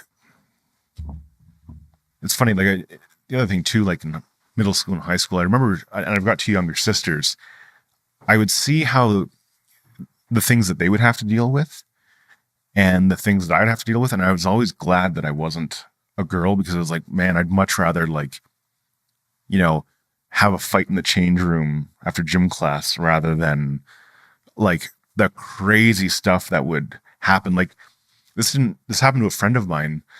She,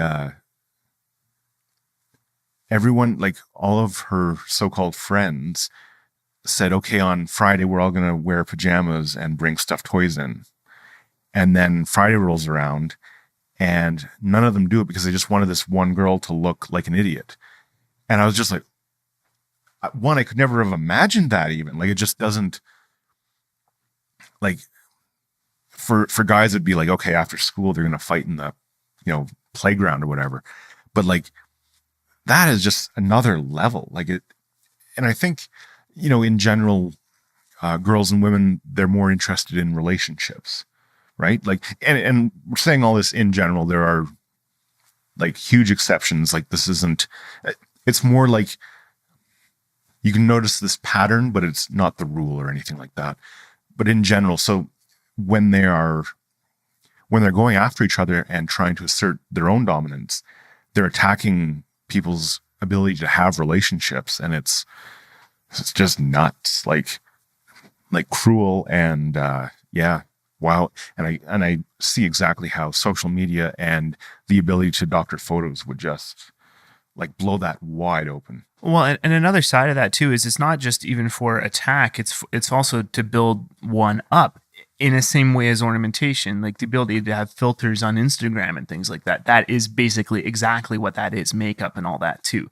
And for the most part, that's women engaging in this, and they're going to have more of an effect from social media because that seems to be where the value is. This isn't to say that men are unaffected. There is an increase. There is an increase, and it gets worse as you get younger. It gets worse as you get younger. And so the advent of social media, that's a technology that may be sacrificing this new generation. Read this book and investigate this, the coddling of the American mind. Like the whole point of it is to show that this is what's happening in the world, and it's scary. And there may need to be some concerted effort to say, kids, you're not allowed social media under X age, and it would have to be socially enforced too, because pretty much every kid or boy understands that the under 18 filter means you put your age as being 1901, right? What? Yeah. Oh, I've been doing it all wrong. Oh yeah, exactly. Yeah. January 1st, 1901. That's the most common birth date these days. That's funny. But anyway, it's really just to say that it would take social pressure to make that work. Like, parents and teachers would have to get involved. It would be a big undertaking to say, kids, you're not allowed social media. It would be significant, but just delay it by a little bit, and theoretically the rates of self-harm would decrease once they're more able to be exposed to it.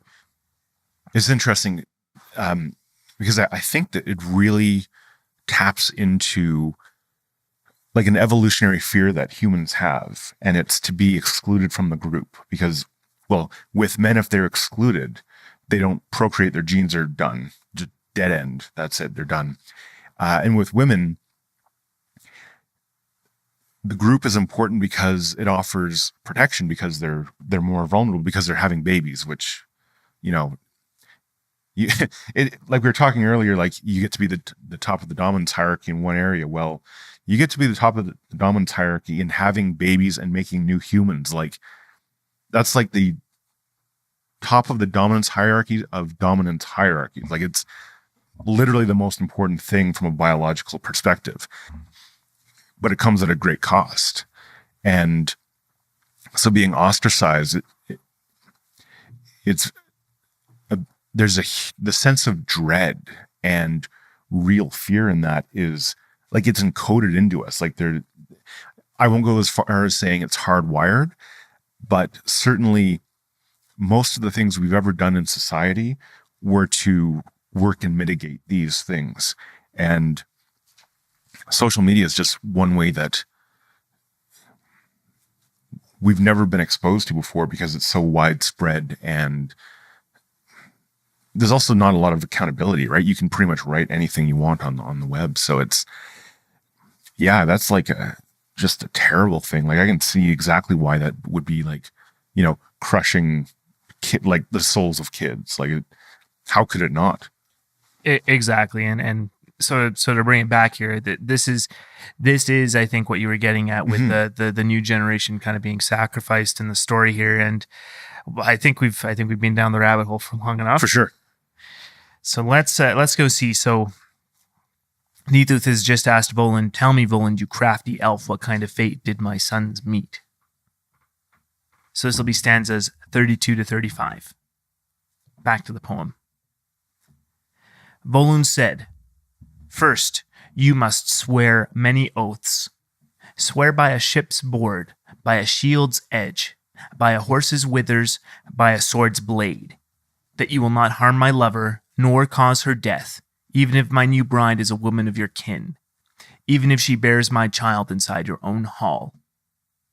Then go to the workshop that you forced me into. There you'll find bags full of blood. I cut your boys' heads off and left their bodies beneath the bellows. After I scalped them, I took their bare skulls and decorated them with silver before I sent them to you. And after I took their eyes out, I turned them into jewels for your crafty queen. I made jewels from the teeth of those two boys and sent those to your daughter Bothvild. Now Bothvild walks about pregnant. Yes, the only daughter of the two of you. Wow. So essentially what Volund has done here is he's wiped out the genetic progression of the king and queen by getting rid of their sons and impregnating the daughter. And I'd be interested in finding out about the term lover here, because did they... We talk about it as rape, right? That, got her like passed out drunk and then, had sex with her and put a baby in her, which, is rape. But they talk about it as lover. So I'm curious to know if like that's a modern convention where we see that as rape, or if like back then they would have seen that as pretty shady as well. So I don't know. It's just something I was wondering as I was reading this. The detail he goes into and how he killed the boys and the seeming happiness that he has in telling him is remarkable. Like he's definitely taking pleasure in it, which is one of the reasons why I thought the resentment was strong throughout. That you wouldn't necessarily take pleasure in the revenge to this degree. I mean, it would feel pretty good. You're balancing the scales. You're making it feel like everything is right again with the world. But there seems to be just a little bit extra here that is like, yeah, like I really got you this time.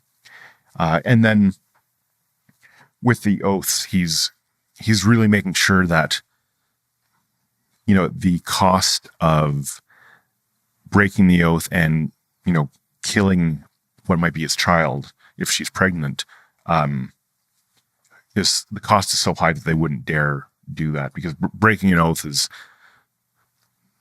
I mean, we can't stress how bad that is. Like that's, you've not just like gone against the community and the rules of the society, but it's also seen as like offending the gods because you've broken this oath. Like it's on all levels terrible.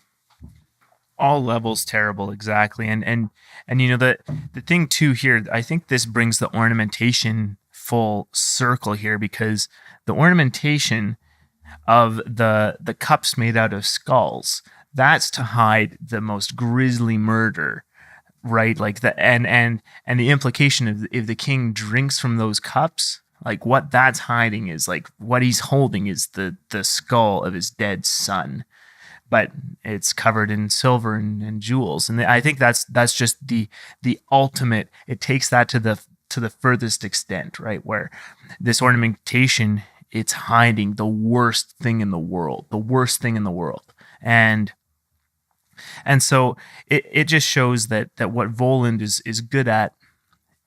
It's also the result of his skill and his work, his dedication, but it's also got something sinister to hide, and well, maybe this entire thing has been some kind of a warning on the implications of technology, something like that, or the implications of going towards technology. And the dwarves are seen as like a separate race in Norse mythology, in that they are the engines of technology, right? So on some level, I think they were seeing those who are good and accomplished in technology as somehow separate, and it's dangerous to Well, first of all, it's dangerous to cross them because this is what they can do, right? But also on the other hand, I think it maybe shows some the negatives of putting too much value on this ornamentation, which is the other side of technology. The symbolism of rings and the ring in the Lord of the Rings, Jonathan Pajot's video definitely gets more into that, and highly encourage you to watch it. But it's like there's two sides to it, where you have the supplement to your power, your ability to affect the world, but then the ornamentation also marks you out as special. The ornamentation marks you out as just by having this thing, you are somehow of higher status, right? And getting too far into that, well, here's the danger. Absolutely. It also it makes me think of that saying. I can't. It might have been from Jurassic Park, where it's like, what is it? It's like, just because you can do it doesn't mean you should, or like, you asked if we could do it, not if we should do it, something to that effect. And I think that's a very good warning for technology, is that just because we can do it doesn't mean we should. Like, I'm fairly certain we could and maybe have cloned humans on the earth right now. Like in China, there's a whole thing about it. I don't know if it's true or not, but like, is this something like a path we really want to go down? Like, it's definitely worth thinking about and extensively before you actually go ahead and do it, right? And yeah, it's and it is. I think the ornamentation is the right symbol as well, because, well, think of the adults who want the coolest iPhone and all this kind of stuff. Well, are they also the ones that their kids are more exposed to all of these things, and we don't know what that does? Like, there's definitely a lot of things we have to be cautious about when there's new technology. Definitely. And if that's kind of the final message of this particular poem, that's a pretty good one. And shall we just take it on home? There's a bit left, but not much. Yeah, no, I think we can take it on home. Stanzas 36 to 37. Back to the poem. The king said, "You could say nothing more awful to me. I would never torture you worse. There is no man so tall that he could reach you up there, nor so good a shot that he could shoot you down. There where you hang among the clouds, Volund." Laughing, Volund flew up and away, and left the joyless Nithuth sitting below. So we definitely have a sense that Volund is enjoying this. And it reminded me of the Bhagavad Gita, which is one of the most famous poems in Hinduism out of the Mahabharata. And it's about this Prince Arjuna, who is, I guess he would be at the top of the dominance hierarchy for archery, and riding around in a chariot and shooting arrows from it. And he's about to go to war with like his in-laws' family kind of thing, if I'm getting this correct. And, he's known these people as like most of his life. Like it's family, right? And something has happened and they have to go to war, but he's feeling very odd about it, because he wants to fulfill his duty as a prince and a soldier, but the people he's killing, like they mean something to him.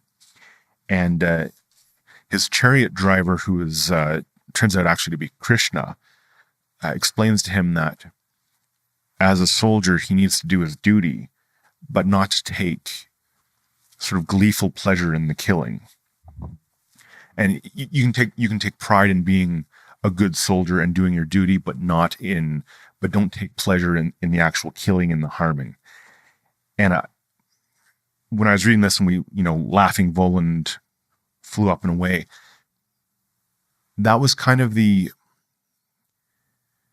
that showed me that there was an extreme here, that Volund might have gone too far into taking the pleasure in it.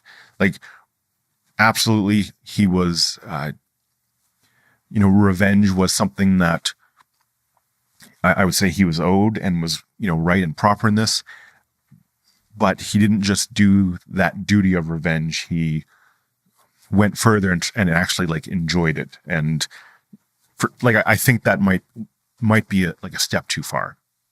Yeah, well, I think it definitely says something about the corruption of power.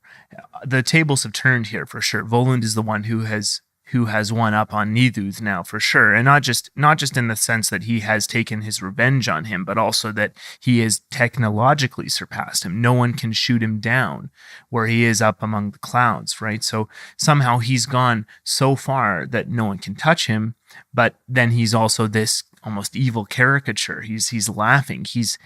And that's not to say that doing bad things is not something that can just on a psychological level take you right down. Like that's theoretically more of the cause of PTSD among soldiers, is that they see themselves doing these terrible things, sort of thing. That can be one cause of it. That's certainly not all of it, but that's almost a guaranteed cause, is like not integrating the bad things that you have to do in war, and then you get PTSD over it. Your mind just can't handle it. Not in all cases, but some.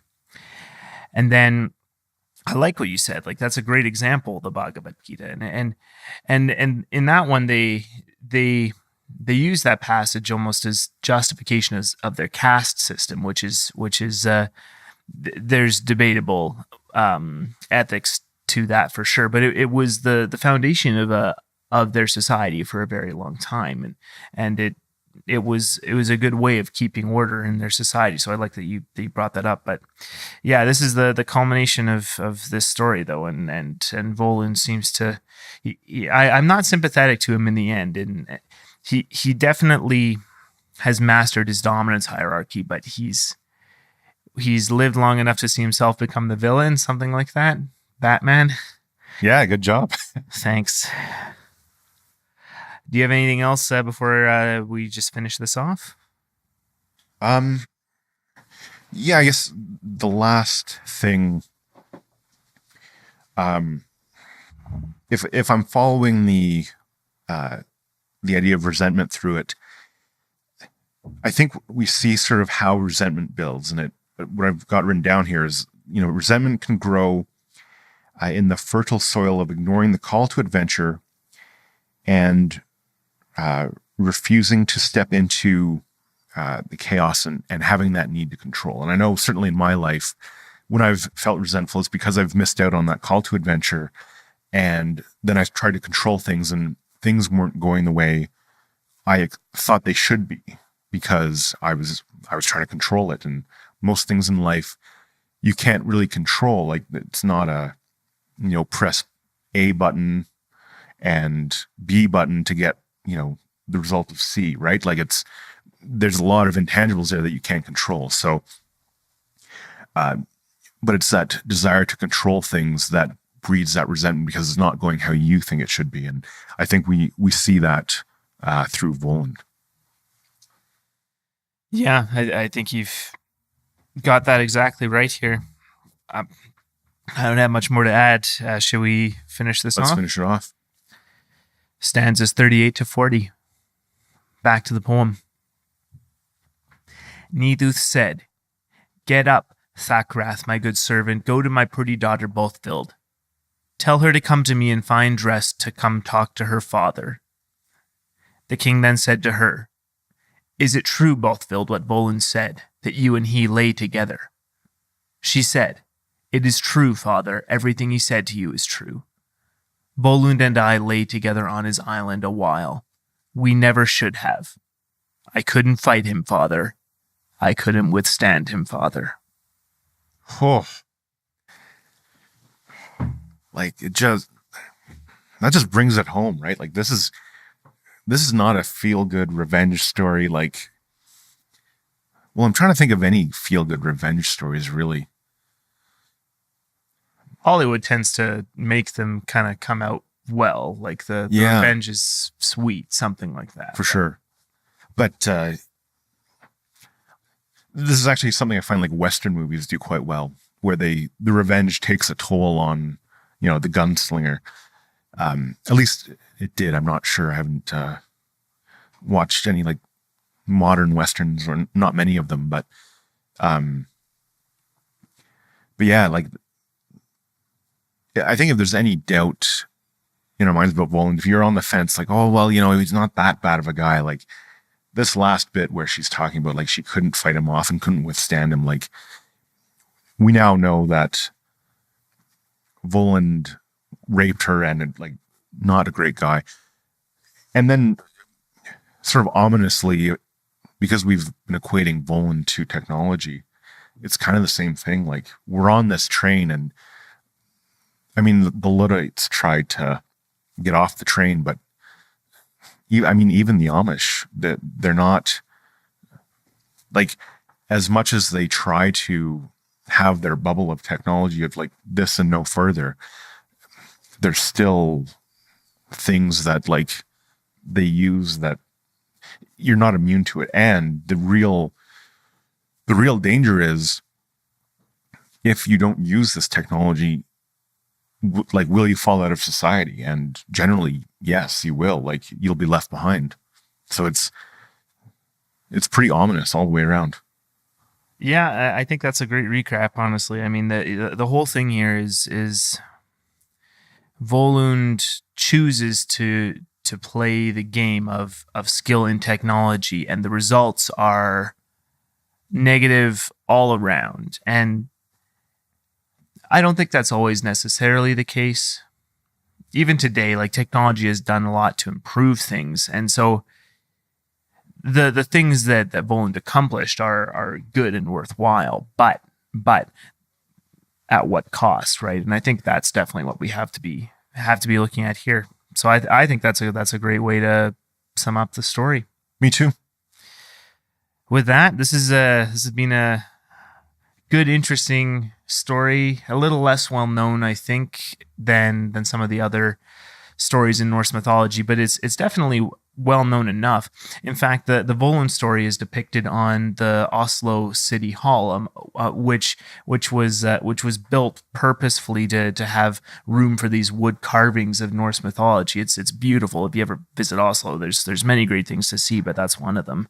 And there's stories, there's depictions of many of the key stories of Norse mythology, and Volund's is one of them. So yeah, it's a good story, and the lesson, I think, is worthwhile in that we need to be cautious about the effects of technology, but sometimes it gets too far ahead of us, and we don't see the effects, such as what's happening to young girls these days with social media, right? Absolutely. So yeah, I think that's it. That's all I've got. Yeah, that's all I've got too.